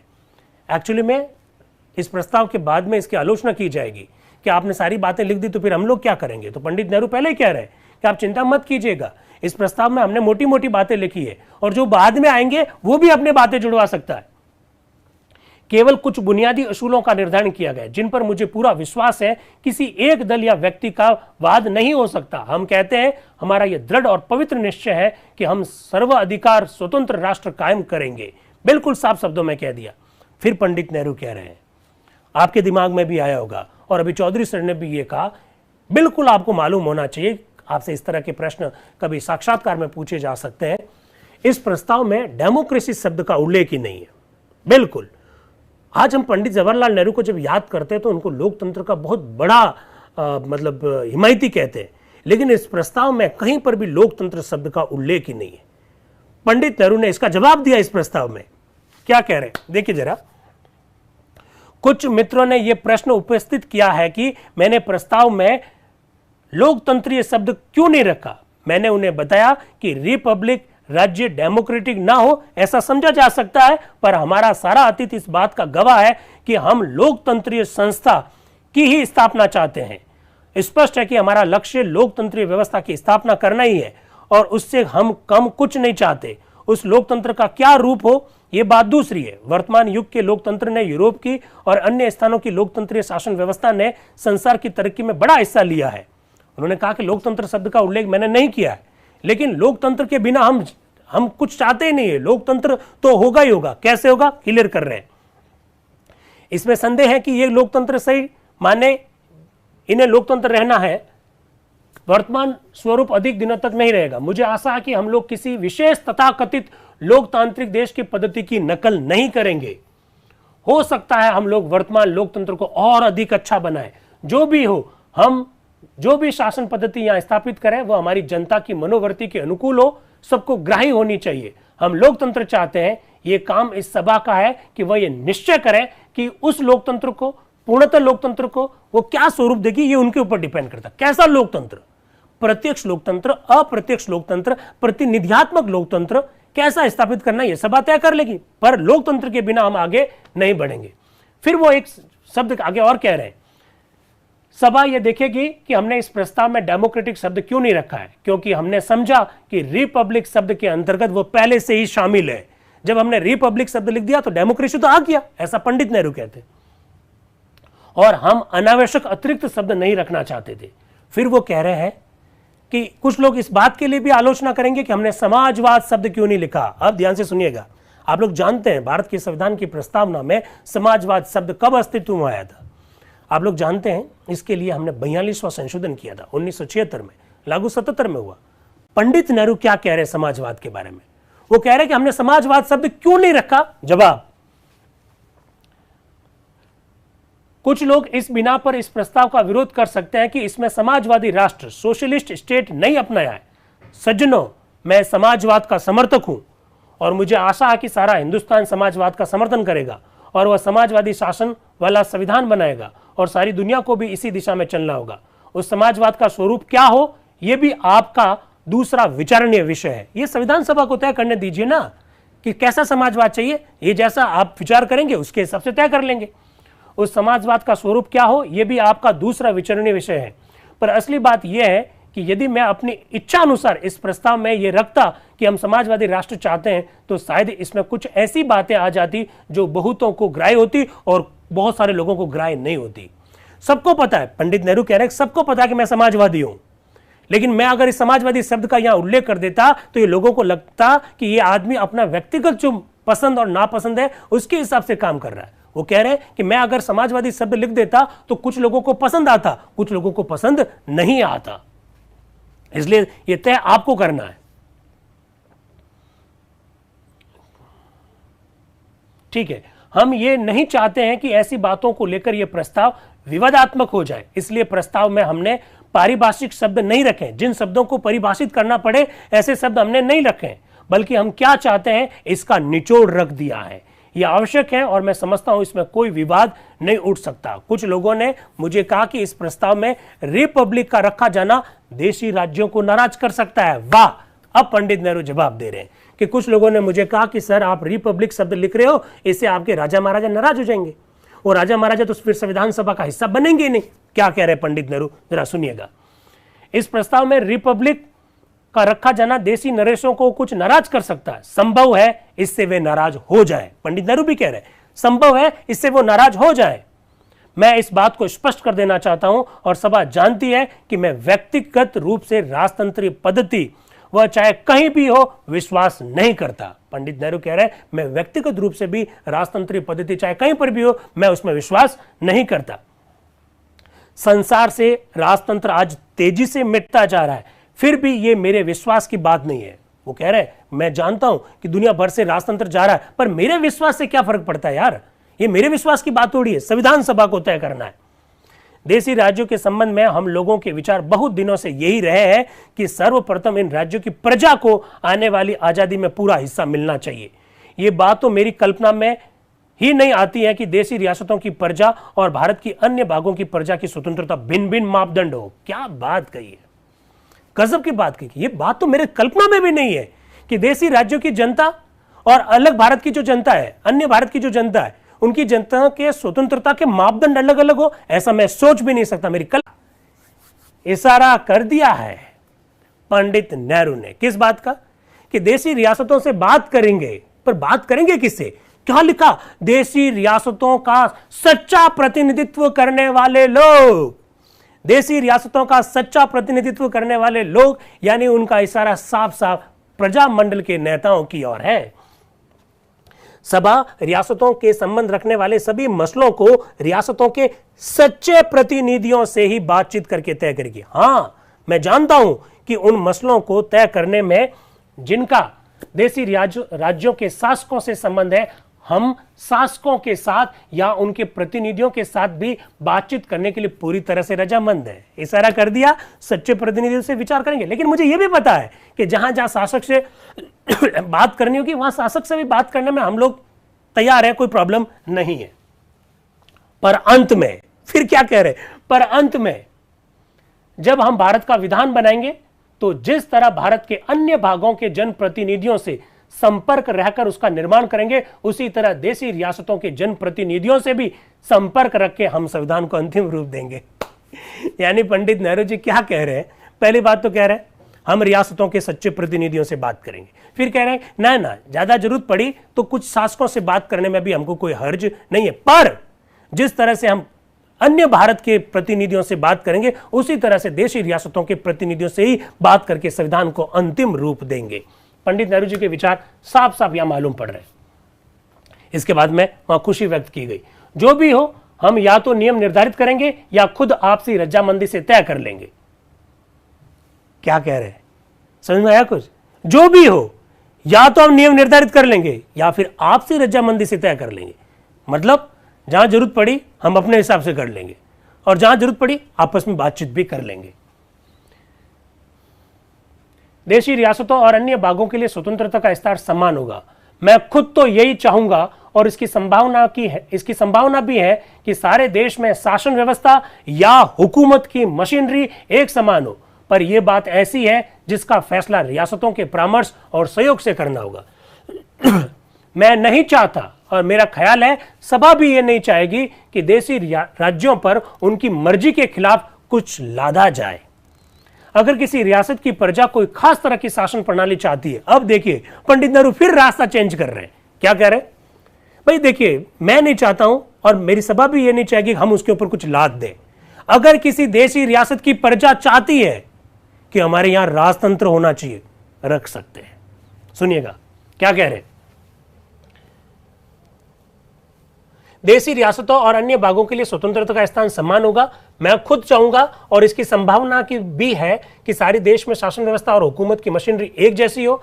मैं नहीं चाहता और मेरा ख्याल है ये सभा भी नहीं चाहेगी कि देशी राज्यों पर उनकी मर्जी के खिलाफ कुछ लादा जाए। अगर किसी रियासत की प्रजा कोई खास तरह की शासन प्रणाली चाहती है, चाहे वह राजतंत्रात्मक ही क्यों ना हो, उन्हें वैसी प्रणाली रखने का अधिकार है। अगर जनता चाहेगी तो रख लेंगे राजतंत्र भी, हमें क्या दिक्कत है। इस सभा को मालूम होगा कि ब्रिटिश कॉमनवेल्थ में आज आयरलैंड एक ऐसा ही रिपब्लिक है। वो कह रहे हैं कि अगर कोई देशी रियासत अगर अपने यहां पर राजतंत्र रखना चाहती है तो हम रख सकते हैं। फिर वो उदाहरण दे रहे हैं कि देखिए जिस तरह से आयरलैंड और ब्रिटेन के बीच संबंध है, वहां पर भी तो इसी तरह के संबंध है। आयरलैंड पूरी तरह से स्वतंत्र है, लेकिन ब्रिटेन की महारानी वहां पर भी शासन कर दिए, तो हम ऐसा सिस्टम हमारे यहां पर भी कर सकते हैं। इसलिए यह बात तो समझ में आ सकती है। मैं नहीं कह सकता कि होगा क्या, क्योंकि उसका निश्चय करना बहुत कुछ इस सभा पर और दूसरों का काम है। इसकी असंभावना या इसमें कोई असमंजस्य नहीं है कि रियासतों में किसी खास तरह की शासन प्रणाली हो। बशर्ते वहां पूरी स्वतंत्रता और रिस्पॉन्सिबल गवर्नमेंट हो और वो प्रजा के अधीन हो। पर मेरा नियम साफ है, रिस्पॉन्सिबल गवर्नमेंट स्थापित की जाएगी देशी रियासतों में, और देशी रियासतों की जनता को भी उतनी ही स्वतंत्रता मिलेगी जो बाकी जनता को मिलेगी। ये मेरा सिद्धांत है। बाकी कैसे करना है ये आप तय कर लेना। यदि किसी रियासत की प्रजा राजतंत्र के प्रधान यानी राजा, महाराजा और नवाब को पसंद करती है तो मैं चाहूं या ना चाहूं, क्या लिखा, मैं चाहूं या ना चाहूं, निश्चय ही मैं इसमें कतई दखल देना पसंद नहीं करूंगा। वो साफ कह रहे हैं, अगर देशी राज्यों की जनता राजतंत्र को पसंद करती है तो मैं चाहूं या ना चाहूं, इससे क्या फर्क पड़ता है, मैं उसमें दखल नहीं दूंगा। अतः मैं स्पष्ट कर देना चाहता हूं कि जहां तक इस प्रस्ताव या घोषणा का संबंध है, यह आगे जो कुछ करना चाहेगी या जो बातचीत चलाएगी, इसमें किसी तरह की रुकावट मैं नहीं डालता। साफ साफ शब्दों में कहते हैं। फिर वो कह रहे हैं, सभापति महोदय, हम भारत के लिए विधान बनाने बैठे हैं। स्पष्ट है कि हमारे इस काम का बाकी दुनिया पर जोरदार प्रभाव पड़ेगा। वो अब देखिए, पंडित नेहरू का विजन कितना बड़ा है। वो भारत का संविधान बना रहे हैं लेकिन दुनिया की चर्चा कर रहे हैं। क्या कह रहे हैं कि हम जो संविधान बना रहे हैं, इस काम का बाकी दुनिया पर जोरदार प्रभाव पड़ेगा। ये इसलिए नहीं क्योंकि इससे संसार क्षेत्र में एक नई शक्तिशाली राष्ट्र का उदय हो रहा है, बल्कि इस कारण से कि भारत एक ऐसा देश है जो न सिर्फ अपनी आबादी या क्षेत्रफल के विस्तार से, वरन अपने प्रचुर साधनों और उसके उपयोग की क्षमता से संसार के कामों में शीघ्र ही जबरदस्त हाथ बटाने वाला है। आप जानते हैं, पंडित जवाहरलाल नेहरू को भारत की विदेश नीति का सूत्रधार कहा जाता है, भारत की विदेश नीति का आर्किटेक्ट कहा जाता है। आप लोग जानते हैं, पंडित जवाहरलाल नेहरू को गुटनिरपेक्षता नीति का भी जनक कहा जाता है। इनके इस भाषण से स्पष्ट संकेत मिलता है कि हम बहुत जल्दी ही दुनिया के देशों की जो समस्या है, उन समस्याओं में अपना हाथ बटाने वाले हैं। आज भी जब हम आजादी के किनारे खड़े हैं, भारत ने संसार के मामलों में जबरदस्त हाथ बटाना शुरू कर दिया है। अभी तो आजादी नहीं हुए, उससे पहले ही हमने दुनिया के देशों के कामों में अपना हाथ बटाना शुरू कर दिया है। इसलिए संविधान निर्माताओं के लिए यह उचित है कि इस अंतर्राष्ट्रीय पहलू को भी हमेशा ध्यान में रखें। वो क्या कह रहे हैं, मैं आप संविधान निर्माताओं से निवेदन कर रहा हूं कि आप संविधान का जब निर्माण कर रहे हैं तो इस अंतर्राष्ट्रीय पहलू को भी ध्यान रखना है, क्योंकि हमने ये तय कर लिया है कि हम दुनिया की समस्याओं में भी अपना हाथ बटाएंगे उनका समाधान करने में। फिर वो अपनी लास्ट पंक्तियां कुछ इस तरह से कह रहे हैं, मुझे इस बात से सख्त सदमा पहुंचा है, सख्त चोट पहुंची है कि ऐन मौके पर जब हम कदम बढ़ाने जा रहे हैं, हमारे रास्ते में रुकावटें डाली गई, हम पर कई तरह की नई नई पाबंदियां लगाई गई और नए नए तरीके सुझाए गए। मैं किसी व्यक्ति की सद्भावना पर कोई आपत्ति नहीं करना चाहता, पर मैं अवश्य ही कह देना चाहता हूं कि इसका कानूनी पहलू चाहे जो कुछ भी हो, पर जब हम एक ऐसे राष्ट्र में काम करना पड़ता है जो आजादी के लिए मतवाला हो, तो ऐसे अवसर उपस्थित होते हैं कि कानून लचर हो जाता है। वाह वाह, क्या बात कही है। उन्होंने कहा, मैं जानता हूं कि मेरे ऊपर कई सारी बंदिशें लगा रहे हो आप, मेरे ऊपर मतलब संविधान सभा पर कई सारी बंदिशें लगा रहे हो, लेकिन मैं स्पष्ट कर देना चाहता हूं कि जो देश आजादी का मतवाला हो चुका है, उनके सामने सारे कानून लचर पड़ जाते हैं। आप किसी भी प्रकार की कानून या पाबंदियां लगाएं हमारे ऊपर, इससे हम पर कोई फर्क पड़ना नहीं है।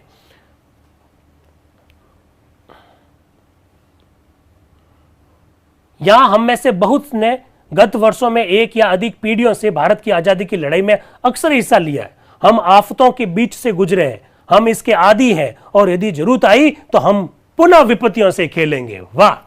उन्होंने कहा, किसको समझा रहे हो, किसको डरा रहे हो, किसको कानून का डर दिखा रहे हो। हमें आजादी की लड़ाई लड़ी है, हमने लड़ी है, हम में से बहुत सारे लोग जेल गए हैं, बहुत सारी विपत्तियां हमने देखी, हम इसके आदी हैं, हमें कोई फर्क नहीं पड़ता, और जरूरत पड़ी तो इस प्रकार की विपदाओं से वापस खेलेंगे। इसका मतलब वो साफ साफ संकेत कर रहे हैं कि तुम अपनी लिमिट में रहो, वरना हम तो आगे आने वाले हैं, क्योंकि हम मतवाले हो चुके हैं आजादी के। फिर भी इन तमाम संघर्षों के दौर में हम हमेशा ही ऐसे अवसर की बात सोचते रहते हैं जब हम संघर्ष और विध्वंस नहीं बल्कि निर्माण के काम में लग जाए। वो कह रहे हैं, हम लड़ना नहीं चाहते यार, हम तो इस दौर में भी निर्माण का काम करना चाहते हैं। और उस समय जब हम लोगों को ऐसा मालूम पड़ा कि स्वतंत्र भारत में रचनात्मक काम करने का समय आ रहा है, जिसकी बड़ी खुशी से हम लोग बाट जो रहे थे, नई बाधाएं हमारे रास्ते में डाली गई, चाहे जो भी शक्ति इसके पीछे हो। इससे यही जाहिर होता है कि चतुर, बुद्धिमान और योग्य व्यक्तियों में भी अपनी मर्यादा और पद के अनुकूल कल्पना मूलक साहस का अभाव होता है। अरे वाह यार, क्या जबरदस्त बात कही उन्होंने। उन्होंने कहा कि चतुर, बुद्धिमान और योग्य व्यक्ति जो है, वे भी अपनी मर्यादा और पद के अनुकूल काम करे, ये कोई जरूरी नहीं है, उनमें भी इसका अभाव होता है। यदि आपको किसी राष्ट्र से काम पड़ता है तो अपनी कल्पना, भावना और साथ ही साथ बुद्धि की दौड़ से ही आप उसको ठीक ठीक समझ सकते हैं, ऐसा पंडित नेहरू जी कहना चाहते हैं। फिर वो कह रहे हैं, पर ऐसे समय में हमको दूरदर्शिता बतानी पड़ेगी, हमें वर्तमान की महती आशाओं और भविष्य की उससे भी महतर आशाओं पर सोच विचार करना है। इस दल या उस दल के शुद्र लाभ की तलाशी में ही अपने को नहीं खो देना है। संविधान सभा में बैठकर आज हम विश्व के रंगमंच पर अभिनय कर रहे हैं और सारे संसार की निगाहें, हमारे संपूर्ण अतीत की दृष्टि हमारी ओर है। हम यहाँ जो कुछ भी कर रहे हैं उसे हमारा अतीत देख रहा है और भविष्य भी देख रहा है। क्या बात कही है। आज हम एकत्रित होकर जो कुछ भी कर रहे हैं उसे हमारा अतीत भी देख रहा है और उसे हमारा भविष्य भी देख रहा है। यद्यपि अभी उसका जन्म नहीं हुआ है, भविष्य का भी जन्म नहीं हुआ है। मैं इस प्रस्ताव को इस दृष्टि से देखता हूं और सभा से अनुरोध करूंगा कि वह अपने महान अतीत को वर्तमान के जबरदस्त उथल पुथल और उदित होने वाले भविष्य को दृष्टि में रखकर उस पर विचार करें। सभापति महोदय, इन शब्दों के साथ मैं प्रस्ताव पेश करता हूं। यह पंडित जवाहरलाल नेहरू के द्वारा जो उद्देश्य प्रस्ताव, लक्ष्य मूलक जो प्रस्ताव है वो रखा गया और उसके साथ ही उन्होंने अपना वो भाषण भी दे दिया जो उद्देश्य प्रस्ताव पर वो उनके विचार है। याद होगा साथियों, कल आप लोगों को ये बताया गया कि एक माननीय सदस्य ने ऐसी बात कही कि पंडित जवाहरलाल नेहरू न केवल अपना उद्देश्य प्रस्ताव रखे बल्कि उस पर उनके खुद के क्या विचार है वो भी रख दे। सब कुछ क्लियर। अब इस उद्देश्य प्रस्ताव पर पहला विचार आएगा पुरुषोत्तम दास टंडन का। पुरुषोत्तम दास टंडन यूपी से है, उत्तर प्रदेश से है। आप लोग जानते हैं महात्मा गांधी ने उन्हें राज ऋषि की उपाधि दी थी। पुरुषोत्तम दास टंडन के बारे में हम लोग बहुत आगे भी पढ़ेंगे संविधान सभा में। हिंदी के जबरदस्त हिमायती है और हिंदी को लेकर उन्होंने संविधान सभा में कई बार बहस की है, हिंदी भाषा को लेकर। पुरुषोत्तम दास टंडन, राज ऋषि की उपाधि वाले पुरुषोत्तम दास टंडन क्या क्या विचार रख रहे हैं। आप सोच सकते हैं कि संविधान निर्माताओं के मस्तिष्क में उस समय किस प्रकार के विचार चल रहे थे। मैं थोड़ा सा सार आपको बता दूं ताकि मुझे बात रखने में ज्यादा आसानी होगी। पुरुषोत्तम दास टंडन नेहरू जी के इस प्रस्ताव का समर्थन करेंगे और उसके पीछे वो कारण बतलाएंगे कि क्यों हम इसका समर्थन कर रहे हैं, लेकिन वो मुस्लिम लीग की अनुपस्थिति को भी रेखांकित करेंगे और वो यहां तक कह देंगे कि हमको डराने की आवश्यकता नहीं है। अगर आप डरा रहे हो हमको कि इससे देश में गृह युद्ध हो जाएगा तो हो जाएगा, क्या दिक्कत है, ऐसा पुरुषोत्तम दास टंडन कह रहे हैं। जरा देखिएगा, उनका भी एक लंबा भाषण है। देखिए, सभापति जी, श्री पुरुषोत्तम दास टंडन इस प्रस्ताव का समर्थन करेंगे। माननीय श्री पुरुषोत्तम दास टंडन यूपी से आते हैं, जनरल इनके कोष्टक में लिखा हुआ है। सभापति महोदय, मैं पंडित जवाहरलाल नेहरू के प्रस्ताव का पूरी तौर से समर्थन करता हूं। संविधान सभा की आज की बैठक एक ऐतिहासिक अवसर है, इसलिए मैंने कहा साथियों 13 दिसंबर बहुत महत्वपूर्ण तिथि है। वो क्या कह रहे हैं, आज एक ऐतिहासिक अवसर है, शताब्दियों के बाद हमारे देश में ऐसी सभा मिली है। अरे वाह, क्या तुलना की, शताब्दियों के बाद ऐसा दौर आया है कि जब इस प्रकार से लोग मिले। क्या कह रहे हैं वो आगे, ये सभा हमें अपने गौरवशाली वैभवशाली अतीत की याद दिलाती है, जब हम स्वतंत्र थे और बड़ी बड़ी प्रतिनिधि सभाएं बैठती थी। ये जो दुनिया में जो लोकतंत्र की बात करते हैं और ये कहते हैं कि हमारे यहाँ लोकतंत्र पहले पैदा हुआ, उनको बतलाना चाहते हैं कि लोकतंत्र तो हमारे यहाँ सदियों से रहा है। पुरुषोत्तम दास टंडन भी ये कह रहे हैं कि जो संविधान सभा आज ये बैठी है उसमें जिस तरह से लोगों का प्रोफाइल है, अलग अलग समुदाय, अलग अलग वर्ग, अलग अलग बैकग्राउंड के जो लोग हैं, ऐसा तो हमारे यहाँ पर सदियों पुराना समय में ऐसा होता था। वो ऐसा कह रहे हैं। क्या कह रहे हैं, ये सभा हमें अपने वैभवशाली अतीत की याद दिलाती है, जब हम स्वतंत्र थे और बड़ी प्रतिनिधि सभाएं बैठती थी जहां बड़े बड़े विद्वान देश के महत्वपूर्ण मामलों पर विचार विमर्श किया करते थे। ये हमें अशोककालीन, सुन लीजिएगा, जो लोग भारत के इतिहास से ढंग से परिचित नहीं है या इतिहास को केवल लड़ाइयों से जोड़कर ही देखते हैं या प्रेम कहानियों से ही देखते हैं, उन्हें यह समझ लेना चाहिए कि हमारा इतिहास किस प्रकार का है। लोकतंत्र की जड़ें हमारे यहाँ हमेशा जीवन शैली में रही है, उसकी ओर इशारा कर रहे हैं पुरुषोत्तम दास टंडन। क्या कह रहे हैं, ये हमें अशोककालीन बड़ी बड़ी सभाओं की याद दिलाती है। उन दिनों का एक धुंधला चित्र आज हमारी आंखों के सामने है। ये सभा हमें अमेरिका, फ्रांस और रूस अन्य देशों की परिषदों की याद दिलाती, परिषद यानी सभा, अन्य स्वतंत्र देशों के विधान निर्माण के लिए जो परिषदें बैठी थी, उनके साथ साथ हमारी ये परिषद भी सबको सदा याद रहेगी। हम जहां एक ऐसा विधान बनाने बैठे हैं जिससे संसार को यह मालूम हो जाए कि भारत का यह पक्का इरादा है कि वह संसार के साथ मिलकर बाइज्जत रहेगा, उससे अलग नहीं। भारत तमाम मुल्कों को सहयोग देगा और उनकी मुसीबतों में उन्हें हर चंद मदद देगा। वह उन सब प्रयत्नों में साथ देगा जिससे संसार का भला हो। हमें विश्वास है कि हम आज यहाँ जो कुछ भी कर रहे हैं वह ऐतिहासिक होगा और उसकी गणना भी उन ऐतिहासिक घटनाओं में होगी जिनसे संसार की उन्नति में सहायता मिली है। देखिए, इसमें कोई दो राय नहीं है कि बहुत बड़ा अजूबा है भारत का संविधान का निर्माण होना। दुनिया भर के अच्छे अच्छे पॉलिटिकल साइंटिस्ट ये सोच भी नहीं सकते कि भारतीयों का जिस तरह से मतभेदों को दुनिया भर में दिखलाया गया, उससे उनको लग रहा था कि भारत कभी भी अपने संविधान का निर्माण इस तरह से नहीं कर पाएगा।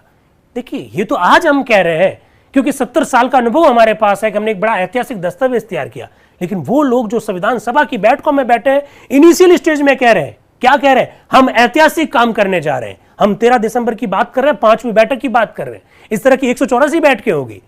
तो ये लोग कितने विजनरी थे, उनको मालूम था कि हम आज जिस मुकाम को हासिल करना चाहते हैं, जिस इरादा के साथ हम संविधान का निर्माण कर रहे हैं, वो करके रहेंगे और ये ऐतिहासिक होगा। और ऐतिहासिक केवल भारतीयों के लिए नहीं, पूरी दुनिया के लिए। इस बात को महसूस कीजिए आप। हमारा संविधान हमको ऐतिहासिक इसलिए लगता है क्योंकि हमें ये कई अधिकार देता है, लेकिन दोस्तों ये दुनिया के लिए भी एक ऐतिहासिक घटना है, क्योंकि दुनिया में जो लोग हैं, जो इंटेलेक्चुअल टाइप के लोग थे, उनके लिए आज भी सरप्राइज है भारत का संविधान कि इतने मतभेदों में इन्होंने इस प्रकार का एक विधान पर कैसे सहमति व्यक्त कर ली होगी। पुरुषोत्तम दास टंडन इसी की ओर संकेत कर रहे हैं। क्या कह रहे हैं? हमें विश्वास है कि हम आज यहां जो कुछ भी कर रहे हैं वह ऐतिहासिक होगा। किसके लिए? हमारे लिए नहीं। आगे क्या कह रहे हैं? और उसकी गणना भी उन ऐतिहासिक घटनाओं में होगी जिनसे संसार की उन्नति में सहायता मिली है। तो भारत में लोकतंत्र की स्थापना और संविधान का निर्माण में जिस तरह की आम सहमति आई है, ये दुनिया की उन्नति में सहायता है भाई, इसको समझिए आप। आगे देखिए, गत 150 वर्षों से हिंदुस्तान ब्रिटेन के अधीन रहा। एक सेकेंड, कभी कभी भावना में इतना बह जाते हैं।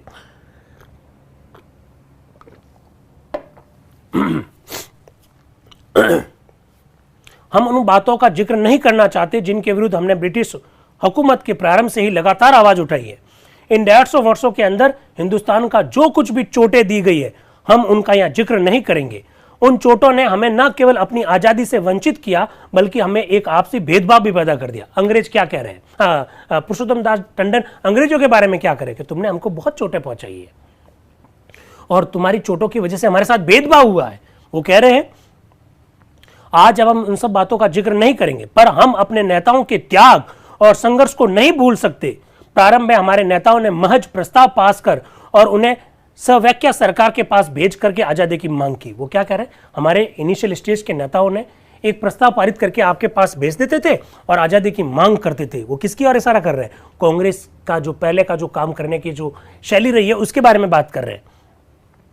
हुकूमत ने खुल्लम खुल्ला हमारे साथ जाति की, हुकूमत यानी सरकार, और सब जगह अंग्रेजों का पक्ष लिया। हमने शासकों से हर तरह अपील की कि हमारे साथ न्याय का बर्ताव हो। हमारे नेताओं ने उनके ऊंचे आदर्शों, अरे देखिए अब क्या कह रहे हैं कि यार तुम्हारे देश में एडमंड बर्क हुए, तुम्हारे देश में जेएस मिल हुए, तुम मोटी मोटी बातें करते हो आजादी की, अधिकारों की, स्वतंत्रता की, तुम इतने बड़ी बड़ी बातें करते हो और प्रैक्टिकल में तुम एकदम उसके उल्टे हो। वो क्या कह रहे हैं? ऊंचे आदर्शों की और महामना बर्क यानी एडमंड बर्क और मिल यानी जेएस मिल के बताए आदर्शों की और हुकूमत का ध्यान खींचा। हमारे नेता ब्रिटिश आदर्शों से प्रभावित थे और उन्हें पूरी आशा थी कि ब्रिटेन उनके साथ न्याय करेगा और उन्हें आजादी देगा। वो जमाना था, अब गुजर गया। और वो क्या कह रहे हैं? हमारे नेता तो बेचारे बड़े सीधे थे। वो सोचते थे कि आप न्याय अधिकार की मोटी मोटी बातें करते हो, आपके यहाँ बर्क है, जेएस मिल है, तो इस तरह के लोग आपके यहाँ पर हुए तो आप हमको न्याय देंगे, लेकिन आपने कुछ किया ही नहीं। फिर वो क्या कह रहे हैं? अब पुरुषोत्तम दास टंडन को गुस्सा आता है। वो कह रहे हैं अब वो जमाना बीत गया कि हम रिक्वेस्ट की भाषा में आपसे बात करेंगे। वो क्या कह रहे हैं? वह जमाना अब गुजर गया। अनुभवों ने सिखाया है कि आजादी अपील या प्रार्थना से नहीं मिलती। अनुभवों ने हमको सिखाया है कि आजादी अपील से नहीं मिलती है, नहीं मिल सकती। उसे पाने के लिए हमें अपना अब बहादुराना कदम उठाना लाजमी है। हमारे इतिहास के पन्ने बताते हैं कि उसके बाद नए नए आंदोलन चलाए गए और ब्रिटेन के साथ खुली बगावत की गई। आप समझ रहे हैं, 1942 का भारत छोड़ो आंदोलन की ओर वो संकेत कर रहे हैं, और साथ ही साथ 1905 में भंग के खिलाफ में जो आंदोलन हुआ उसकी ओर भी वो संकेत कर रहे हैं। फिर वो क्या कहते हैं, 1905-6 के आंदोलन ने देश को उन्नति की सीढ़ी पर कुछ और आगे बढ़ा दिया। उस समय हमारे वीर बंगाली नेताओं और युवकों ने ऐसे ऐसे बहादुराना काम किए जो हमारे इतिहास में स्वर्ण अक्षर से लिखे जाएंगे। 1905-6 की बात आपको मालूम ही है। हम आगे और राष्ट्र के कर्णधार महात्मा गांधी राजनीति के मैदान में पहुंचे और उन्होंने हमारे युद्ध करने का तरीका ही बदल दिया। उसके बाद में गांधी जी आ गए और गांधी जी ने हमारा युद्ध करने का तरीका ही बदल दिया। क्या कह रहे हैं वो, उन्होंने हमारा युद्ध का तरीका ही बदल दिया।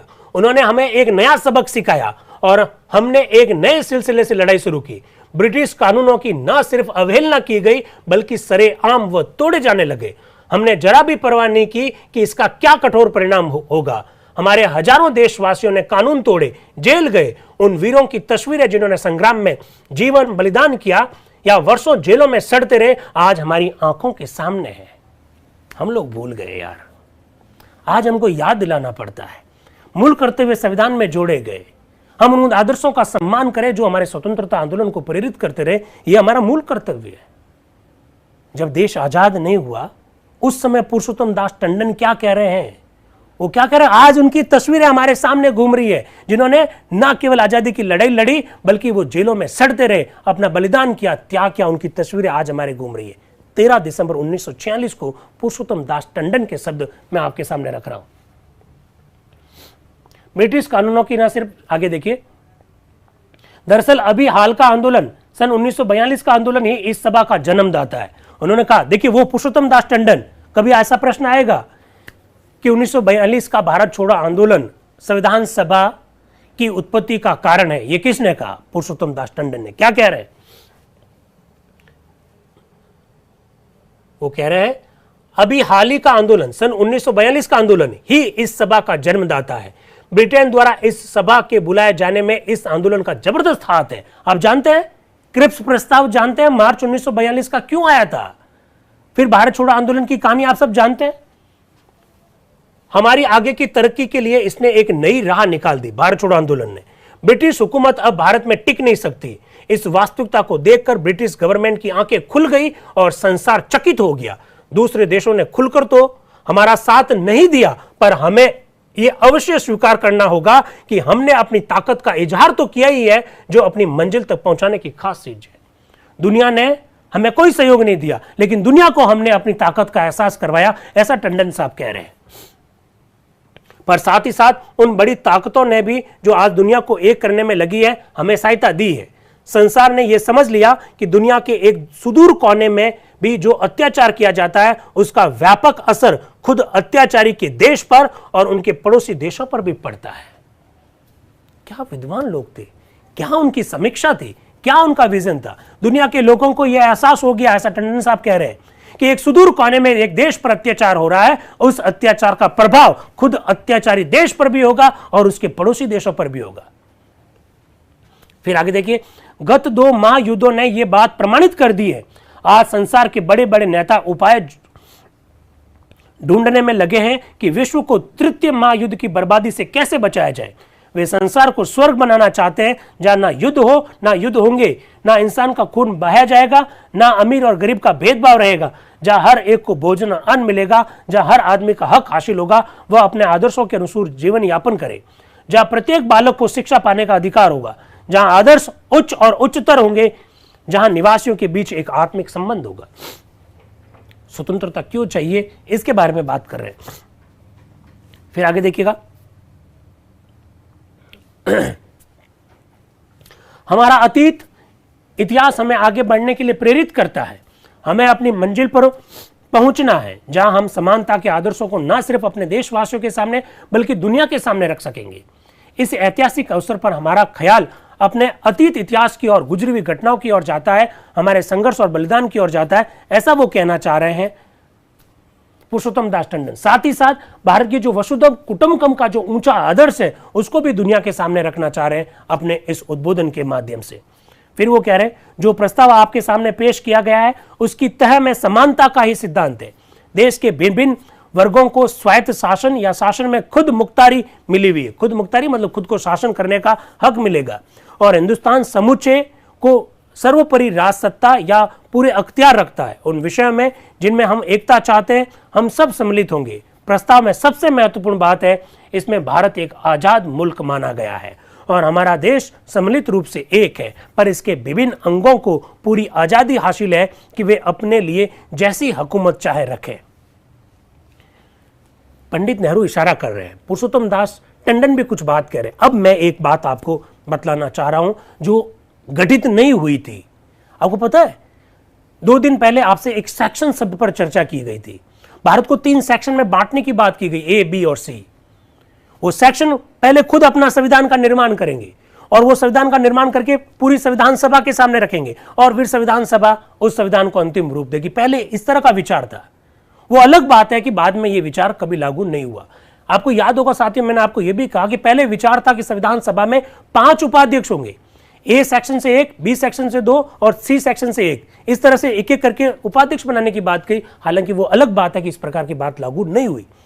आगे ये प्रॉब्लम आएगी, इसलिए मैंने अभी से आपको बता दिया कि ये कह रहा है कि पहले सेक्शन इस प्रकार का संविधान बनाएंगे। इस तरह की बात टंडन साहब कह रहे हैं। फिर देखिए बड़े जबरदस्त अगर वो बात कह रहे हैं मुस्लिम लीग के बारे में, प्रस्ताव पर इस आशय का एक संशोधन पेश किया गया है कि प्रस्ताव तब तक मुलतवी रखा जाए यानी स्थगित रखा जाए जब तक मुस्लिम लीग विधान परिषद में शामिल नहीं होती। वो कह रहे कि मुझे बड़ा सरप्राइज हुआ, इस प्रस्ताव पर एक संशोधन प्रस्ताव आया। और क्या आया प्रस्ताव कि प्रस्ताव पर जब तक चर्चा स्थगित रखी जाए जब तक मुस्लिम लीग नहीं आए। पुरुषोत्तम दास टंडन कह रहे गजब है यार, ये कोई इस प्रकार का कोई प्रस्ताव है। आगे कह रहे हमें यह लक्ष्य नहीं भूलना चाहिए कि हर एक काम के लिए समय हुआ करता है। अरे भाई साहब, हर एक काम के लिए एक टाइम होता है और वो टाइम आ चुका है कि हमको उद्देश्य मूलक प्रस्ताव पारित करना चाहिए। हम किसी का इंतजार नहीं करेंगे। और आप एक प्रस्ताव लेकर आ रहे हो कि हमको चर्चा स्थगित कर देनी चाहिए क्योंकि मुस्लिम लीग नहीं है। आगे वो कह रहे अगर आज हम ये प्रस्ताव स्थगित रखते हैं तो फिर कब यह हमारे सामने आएगा। आज अगर हम चर्चा नहीं करेंगे तो फिर कब चर्चा करेंगे। हम इस बारे में निश्चित नहीं है कि मुस्लिम लीग कब संविधान सभा में शामिल होगी। हमको पता भी नहीं है यार कि मुस्लिम लीग आएगी कब इस बैठक में। जब हमको पता ही नहीं है तो स्थगित क्यों कर रहे हो आप। और आज अगर चर्चा नहीं करोगे तो फिर करोगे कब। हम आज यहां एकत्रित हुए तो क्या बिना कुछ किए तरह ही यहां से उठ जाए। क्या हमें कम से कम अपनी आगे की कार्रवाई के लिए आज एक लक्ष्य निर्धारित नहीं कर लेना चाहिए। महज एक निर्माण कमेटी बनाकर ही उठ जाए। हमारे बंधु हमें यह राय देते हैं कि हम प्रस्ताव पर विचार अभी आगे के लिए स्थगित कर दें। अगर यही चाहते थे कि मुस्लिम लीग की गैर हाजिरी में हमें यहां कुछ नहीं करना है तो फिर आए किस लिए हो। फिर आए किस लिए हो। वो कह रहे हैं बिल्कुल टंडन साहब कह रहे हैं कि मुस्लिम लीग आएगी नहीं, हमको ये पता नहीं है कब आएगी, तो हम चर्चा क्यों करें, हम चर्चा स्थगित क्यों करें। क्या हम नियम निर्माण समिति के लिए आए थे क्या। जब हमको चर्चा करनी नहीं है तो फिर हम आए क्यों। फिर वो कह रहे हैं हम अवश्य चाहते हैं कि मुस्लिम लीग हमें सहयोग दे, पर क्या हम आज उनके वर्तमान अभिलाषाओं और उद्देश्य की पूर्ति के लिए कुछ भी हाथ बटा सकते हैं। उनकी जो अभिलाषा है उनमें कुछ हम मदद कर सकते हैं। हम भरसक कोशिश करेंगे कि मुस्लिम लीग के उद्देश्य को किसी तरह नुकसान नहीं पहुंचे। मैं आपको बताना चाहता हूं कि प्रस्ताव में इस बात का ध्यान रखा गया है कि हम में से बहुत से ऐसे हैं जो इस बात के खिलाफ है कि प्रांतों को अवशिष्ट अधिकार दिए जाए। व्यक्तिगत रूप से मैं खुद मुल्क की भलाई के लिए हिंदू मुस्लिम तनातनी के कारण प्रांतों में उत्पन्न वर्तमान परिस्थितियों को देखते हुए प्रांतों को अवशिष्ट अधिकार दिए जाने का विरोध करूंगा। नेहरू जी कह रहे हैं प्रांतों को अवशिष्ट अधिकार देंगे। पुरुषोत्तम दास टंडन कह रहे हैं जिस तरह से हिंदू मुस्लिम आपस में लड़ रहे हैं मैं विरोध करता हूं, मैं विरोध आगे भी करूंगा। प्रांतों को किसी भी प्रकार के अवशिष्ट अधिकार नहीं दिए जाए। बंगाल और अन्य प्रांतों में क्या हुआ।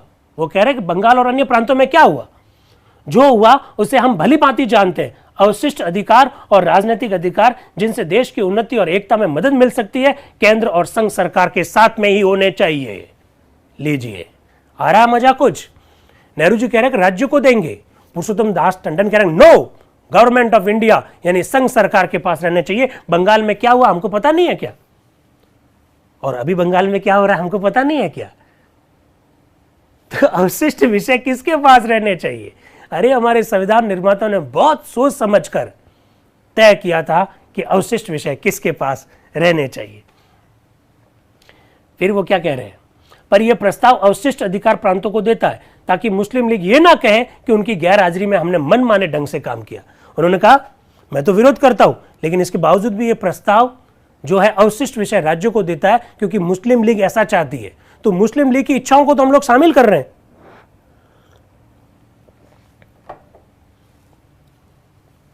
कल हमको मुस्लिम लीग ये नहीं कह दें कि उनकी गैर हाजिरी में हमने मनमाने ढंग से काम किया है। इसके अलावा ब्रिटिश मंत्रिमंडल द्वारा प्रकाशित स्टेट पेपर ने भी जो इस परिषद का आधार है अवशिष्ट अधिकार प्रांतों को देने की बात की। उन्होंने कहा यार नेहरू जी ने अवशिष्ट विषय प्रांतों को देने की बात किस लिए कही? क्योंकि मुस्लिम लीग की इच्छा है। और दूसरा, कैबिनेट जो मिशन की जो रिपोर्ट है उसमें भी प्रांतों को अवशिष्ट विषय देने की बात की, लेकिन मैं यानी पुरुषोत्तम दास टंडन वो कह रहे हैं कि मैं तो इसका व्यक्तिगत रूप से क्या हूं, विरोधी हूं। अब देखिए वो क्या कह रहे हैं, मुस्लिम लीग हमें सहयोग दें इस बात के लिए जहां तक साध्य था हम आगे बढ़े, बल्कि मैं तो यह कहूंगा कि इसके लिए हम जरूरत से ज्यादा आगे बढ़े। मुस्लिम लीग हमारे साथ आए, उसके लिए हमने प्रयास किए, और मैं तो कह रहा हूं कि हमने ज्यादा ही प्रयास किए, जरूरत से ज्यादा हम आगे बढ़ गए, क्योंकि मुस्लिम लीग का लक्ष्य हमारे लक्ष्य से बिल्कुल प्रतिकूल है और इससे हमारे भविष्य में काफी कठिनाइयां पैदा होगी। लीग की सहयोग प्राप्ति के लिए हमने अपने आदर्शों के प्रतिकूल भी बहुत सी बातें मंजूर कर ली है। मुस्लिम लीग का साथ लाने के लिए हमारे जो आदर्श है, हमने उन आदर्शों के प्रतिकूल भी बहुत सारी बातें उनकी मंजूर कर ली है। अब हमें यह बंद कर देना चाहिए और मुस्लिम लीग के साथ समझौते के लिए अपने बुनियादी असूलों को नहीं भूल जाना चाहिए। मैं प्रस्ताव को स्थगित करने के विरुद्ध हूं। जो कह रहे हैं ना कि प्रस्ताव स्थगित कर दीजिए, मैं उसके विरुद्ध हूं और मुझे विश्वास है कि प्रस्ताव के महत्व को सभा समझती है। दूसरे देशों की संविधान सभाओं ने अपने लक्ष्य को सामने रखकर ही अपना काम शुरू किया था। यदि आप प्रस्ताव को स्थगित रखते हैं तो दुनिया क्या सोचेगी हमारे बारे में? जब यह प्रस्ताव को जानेंगे तो समझेंगे कि भारत स्वतंत्र होने जा रहा है। ब्रिटेन के खिलाफ सन 1942 में भारत छोड़ो की लड़ाई अब हम जीतने जा रहे हैं। यह प्रस्ताव स्वतंत्रता प्राप्ति के मार्ग में बड़ा सहायक होगा। इसको स्थगित रखना मैं समझता हूं बुद्धिमानी का काम नहीं होगा, ऐसा टंडन साहब कह रहे हैं। फिर टंडन साहब ने कहा कि इस प्रस्ताव में जनता के लिए शब्दों का प्रयोग किया गया है, इसलिए इसके लिए यह बहुत अच्छी बात है। फिर वो एक बात और कह रहे हैं, जैसे मैं कह चुका हूं, बहुत सी विपत्तियां झेलने के बाद हम संविधान बनाने का यह अवसर मिला है। 1935 के अधिनियम में हमें कुछ रियायतें मिली थी, पर हमने अपनी लड़ाई 1942 तक जारी रखी। इन संघर्षों के फलस्वरूप आज हम यहाँ संविधान बनाने के लिए एकत्रित हुए। हमारे प्रयासों को क्या फल होगा हम नहीं जानते। हमारे पथ में अभी बहुत तेरी बाधाएं हैं। लंदन में हमारे मित्र अभी भी हमको राय भेजते हैं। वो कह रहे हैं हमारी पथ में बहुत बाधाएं हैं और लंदन के हमारे मित्र अभी भी बहुत सारी राय हमको भेज रहे हैं। उनमें से एक राय का वह उल्लेख कर रहे हैं, क्रिप्स का, सर स्टैफर्ड क्रिप्स का उल्लेख कर रहे हैं। क्या कह रहे हैं?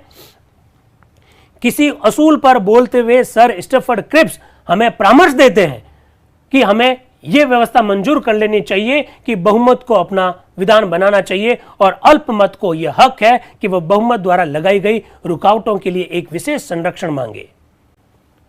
कि क्रिप्स लंदन में बैठकर हमको सुझाव भेज रहे हैं कि बहुमत वाले अपना संविधान बना ले, लेकिन अल्पमतों को भी, जो अल्पसंख्यक है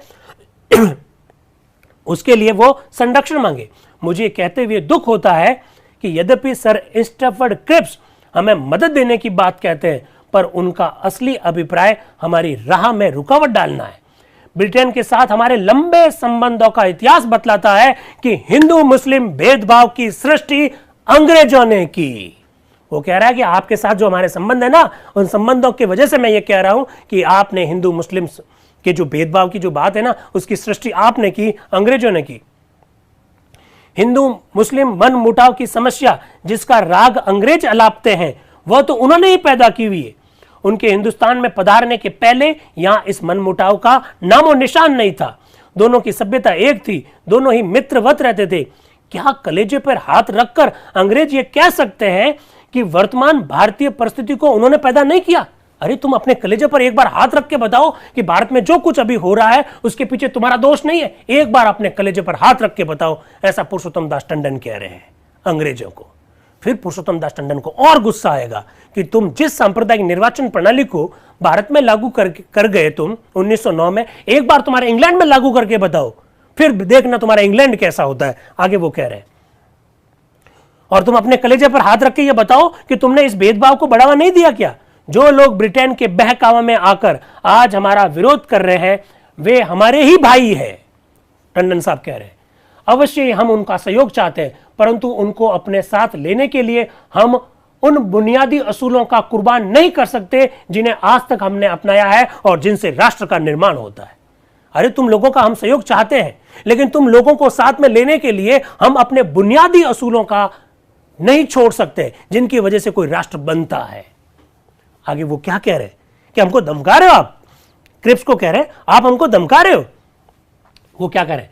सर स्टैफर्ड क्रिप्स हमें गृह युद्ध से सावधान करते हैं। क्रिप्स कह रहे हैं कि यार तुम एक हो जाओ, नहीं तो तुम्हारे देश में गृह युद्ध हो जाएगा।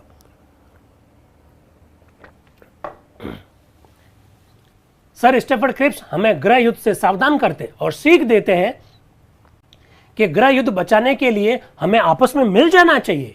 कोई भी देशभक्त ये नहीं चाहेगा कि गृह युद्ध हो और भाई भाई का खून बहे। आजादी की लड़ाई लड़ने के लिए कांग्रेस ने देश के भिन्न भिन्न वर्गों को मिलाने की सदा कोशिश की है। हमारे नेता सांप्रदायिक झगड़ों में कभी नहीं पड़े।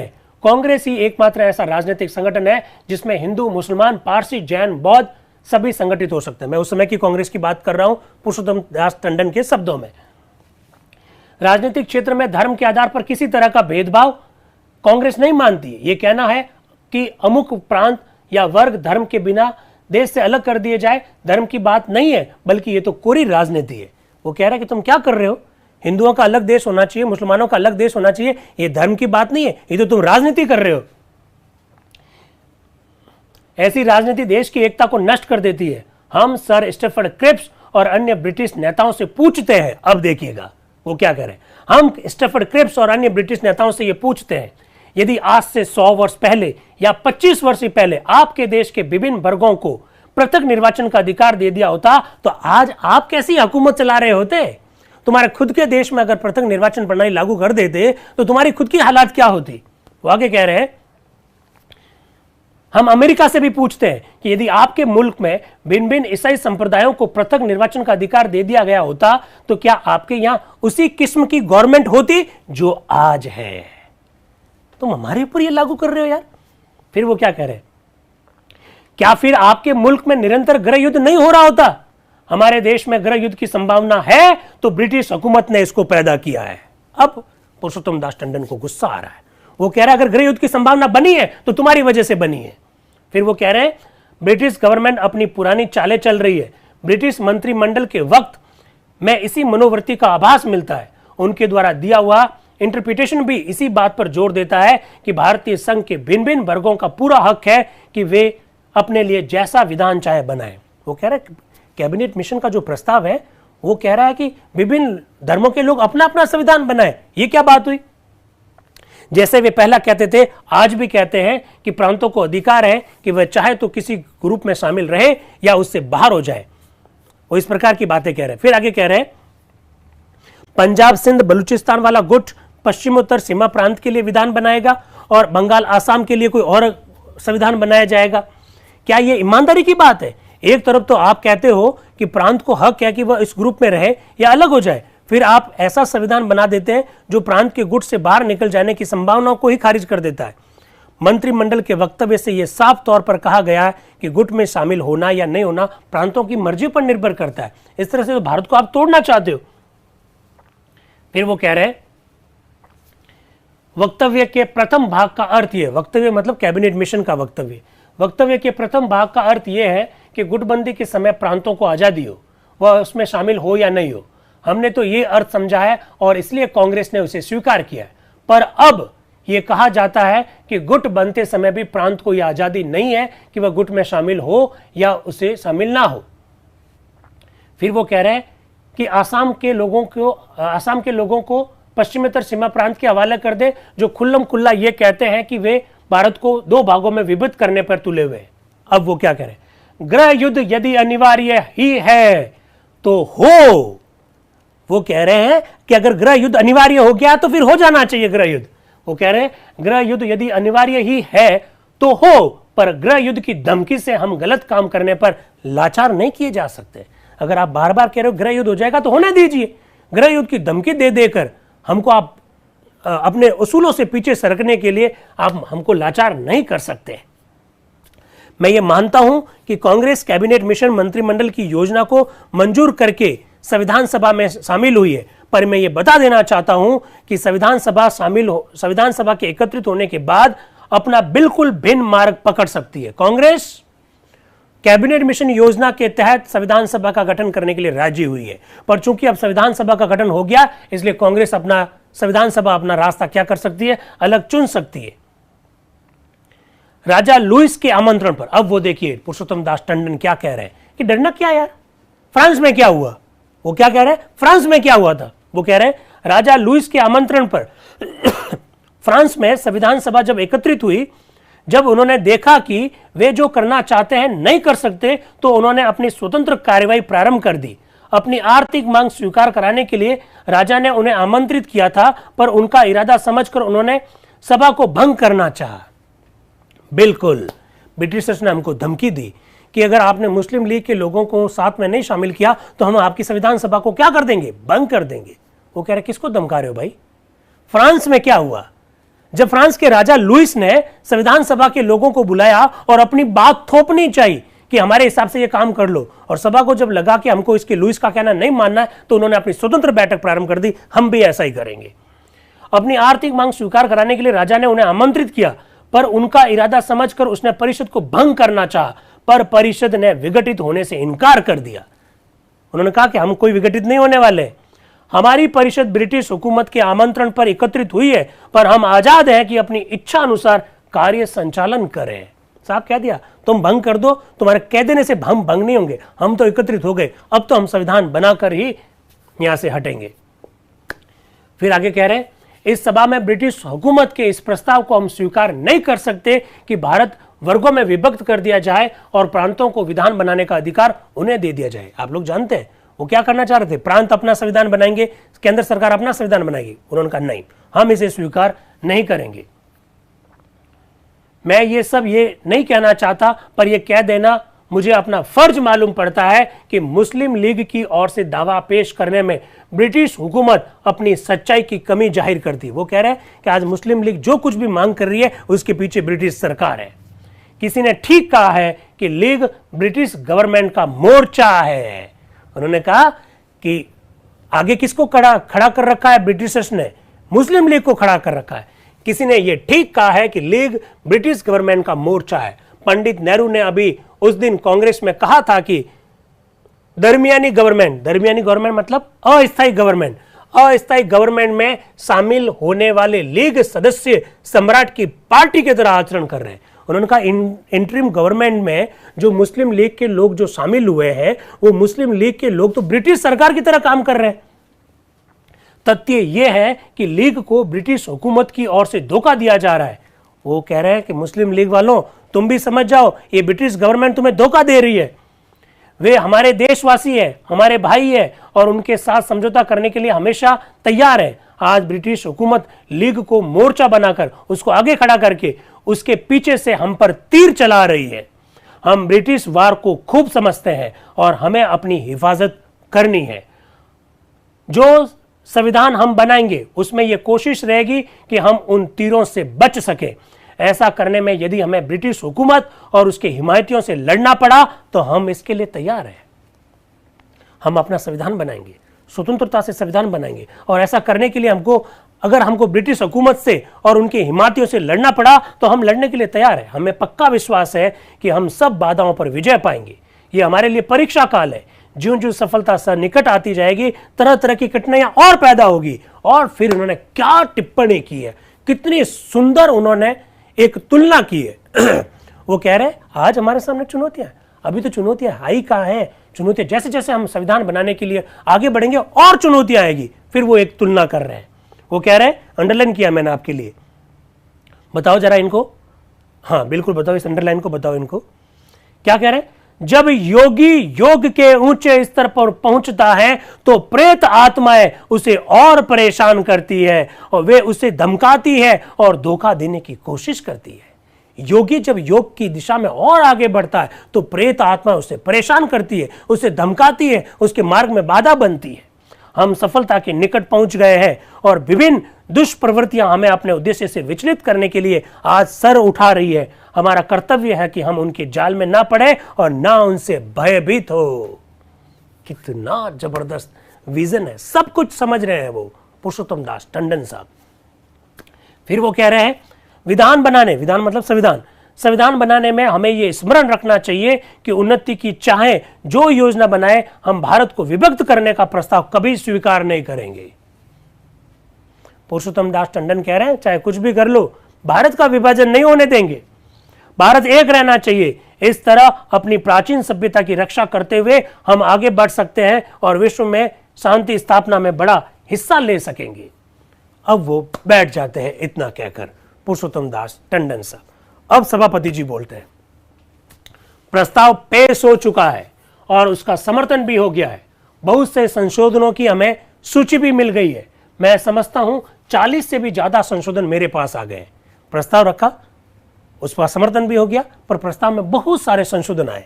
सभापति जी कह रहे हैं मेरे पास 40 के लगभग संशोधन आ चुके हैं और संशोधनों के लिए समय देना मैं आवश्यक नहीं समझता। आए हुए बहुसंख्यक संशोधनों को देखते हुए मैं समझता हूं कि संशोधनों के इच्छुक सदस्यों का दृष्टिकोण आ चुका है।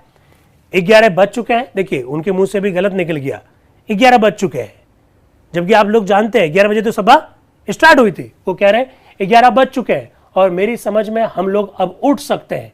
उठने के लिए मैं सभा को बता देना चाहता हूं कि कल से संभव है कि वक्ताओं पर समय की पाबंदी लगाने का अप्रिय काम मुझे करना पड़े। पुरुषोत्तम दास टंडन इतना लंबा भाषण दे गए कि वो कह रहा है कि कल से मुझे अब आप वक्ताओं पर समय का पाबंदी लगाने का अप्रिय काम करना पड़े। पहला दिन होने के कारण आज मैंने हस्तक्षेप करना उचित नहीं समझा। क्या कह रहे हैं? पहला दिन होने के कारण आज हस्तक्षेप करना मैंने ठीक नहीं समझा और वक्ताओं को पूरा समय दिया। फिर वो आगे कह रहे हैं कल शनिवार है, वो कह रहे हैं कल शनिवार है और मैं नहीं चाहता कि कल सभा बैठे। कल शनिवार है और मैं नहीं चाहता कि कल शनिवार को सभा बैठे। इसका मतलब ये नहीं है कि मैंने ये नियम बना दिया कि शनिवार को सभा नहीं होगी। इसका मतलब ये नहीं है कि मैंने ये नियम बना दिया कि शनिवार को बैठक ही नहीं होगी। कल तो हम इसलिए एकत्रित नहीं हो रहे हैं क्योंकि रूल्स कमेटी में हम भाग ले रहे हैं और मैं चाहता हूं कि इस समिति का काम शीघ्रता से समाप्त हो जाए। इसका मतलब रूल्स कमेटी के नियम अभी भी पूरे बने नहीं है। आपको पता है ना रूल्स कमेटी के बारे में। तो रूल्स कमेटी में मुझे भी भाग लेना होता है क्योंकि मैं सभापति हूं रूल्स कमेटी का। रूल्स कमेटी के 15 सदस्य जो कि संविधान सभा के सदस्य, तो वो उसमें भाग लेते हैं। तो हमको अभी बहुत काम करना है रूल्स कमेटी में। मैं चाहता हूं कि इस समिति का काम शीघ्रता से समाप्त हो जाए। अतः समिति के सदस्यों को पूरा समय देने के लिए कल सभा की बैठक नहीं होगी। हम सोमवार को दोपहर को 3 बजे बैठेंगे, प्रातः नहीं। अब देखिए कल शनिवार है, नहीं बैठ रहे, यानी 14 तारीख को बैठक नहीं हो रही है। फिर परसों रविवार है, 15 दिसंबर को भी नहीं बैठ रहे और 16 दिसंबर को बैठ रहे। रोजाना 11 बजे बैठते हैं लेकिन इस बार 11 बजे नहीं बैठ रहे, इस बार 3 बजे दोपहर के बाद बैठ रहे। क्या कह रहे? अतः समिति के सदस्यों को पूरा समय देने के लिए कल सभा की बैठक नहीं होगी। हम सोमवार को दोपहर को 3 बजे बैठेंगे, प्रातः नहीं। सभा सोमवार को 3 बजे तक के लिए स्थगित की जाती है। इसके बाद सभा सोमवार 16 दिसंबर सन 1946 को 3 बजे तक स्थगित की गई। इन सब बातों से कुछ बातें स्पष्ट हो रही है। और कौन सी बातें स्पष्ट हो रही है? शनिवार को छुट्टी हो ये जरूरी नहीं है, हो भी सकती है। रविवार को छुट्टी हो ये जरूरी नहीं है, हो भी सकती है। संविधान सभा रोजाना 11 बजे बैठे ये कोई जरूरी नहीं है, कभी भी बैठ सकती है, सुबह भी बैठ सकती है, शाम को भी बैठ सकती है। अगर ये सब बातें आपने समझ ली ना, तो इसके बाद में आपको अगर मालूम हो तो आपको पता है कि संविधान सभा के 2 कार्य थे। एक पहला कार्य आप देख रहे हैं संविधान का निर्माण करने का, और फिर आप देखेंगे आगे आने वाले दिनों में 17 नवंबर 1947 के बाद संविधान सभा हमारी संसद के रूप में भी काम करेगी। वही संविधान सभा संसद का रूप बन जाएगी। तब आपको ये काम स्पष्ट होने लग जाएंगे। अच्छा, मतलब कभी संविधान सभा सुबह संविधान का काम करती और वही संविधान सभा दोपहर में संविधान सभा ना रहकर संसद बन जाती। तो कैसे बनती, किस तरह से बनती, ये बातें अब कुछ स्पष्ट हो गई होगी। तो 13 दिसंबर को चर्चा हो गई, 14 दिसंबर और 15 दिसंबर को संविधान सभा की कोई चर्चा नहीं हुई। लेकिन आपसे मिलने के लिए जरूर आएंगे साथियों। सुबह कल 8 बजे मिलेंगे। संविधान सभा के कुछ अनछुए पहलू जो कि प्रथम सत्र में नहीं आने वाले हैं, उनके बारे में हम लोग बात करेंगे। संविधान सभा के कुछ मेंबर्स के बारे में हम लोग चर्चा करेंगे। संविधान सभा का कैसे गठन हुआ उसके बारे में भी चर्चा करेंगे। तो कैसा लग रहा है? लादू चौधरी जी अभी तक जुड़े हुए, क्या बात है sir, thank you very much. Ajit Chaudhary sahab, Kunal Singh ji, Vimla जी गोदारा, हीरा राम जी, देवेंद्र जी, लोकेंद्र सैनी जी, बग्गा राम जी इशारा कर रहे हैं। कोसा टेक्नोलॉजी वाले अपना नाम तो चेंज कर दीजिए। अक्षिता पांडे जी, आभारी हूँ मैं आपका। देवासी बागरी जी, दिनेश देवासी जी, विजय कुमार जी, रामविलास जी वर्मा, करण चौधरी साहब, देवदर्शन जी मिश्रा, आशीष चौधरी जी, राजीव जी, कुणाल सिंह जी, भैरव सिंह जी पंवार साहब, अमिता पाल जी, गौतम परियार जी, शिवराज सिंह जी, आज बहुत सारे मित्र जुड़े हुए। महेश जहांगीर साहब, इमरान जी, राजेंद्र कुमार मंडल साहब, छगन लाल जी, मेघवाल जी, प्रमोद कुमार जी, रानी जी, अरे क्या बात है, आज कितने लोग जुड़े हुए भाई। 175 पार्टिसिपेंट है अभी, और टोटल 210 अभी कुछ समय पहले तक लाइव थे। बहुत अच्छा लगा। इस तरह से बहुत सारे मित्रों के मैं नाम नहीं ले रहा हूं, टिंकू जी मुझे माफ करिएगा। बहुत सारे मित्रों का, सभी मित्रों का, सबका बहुत बहुत आभार। कल 14 दिसंबर आधा पौन घंटे के लिए हम चर्चा के लिए रहेंगे। हालांकि 14 और 15 दिसंबर को कोई चर्चा संविधान सभा में नहीं हुई, पर आप लोगों से चर्चा जरूर होगी। सचिन जी सबका, अरे मेरे नाम से कौन है भाई? दिनेश गहलोत, अरे वाह क्या बात है। बबीता जी, अजीत चौधरी साहब, सबका बहुत बहुत आभार। Thank you very much and wish you all the best. Thank you.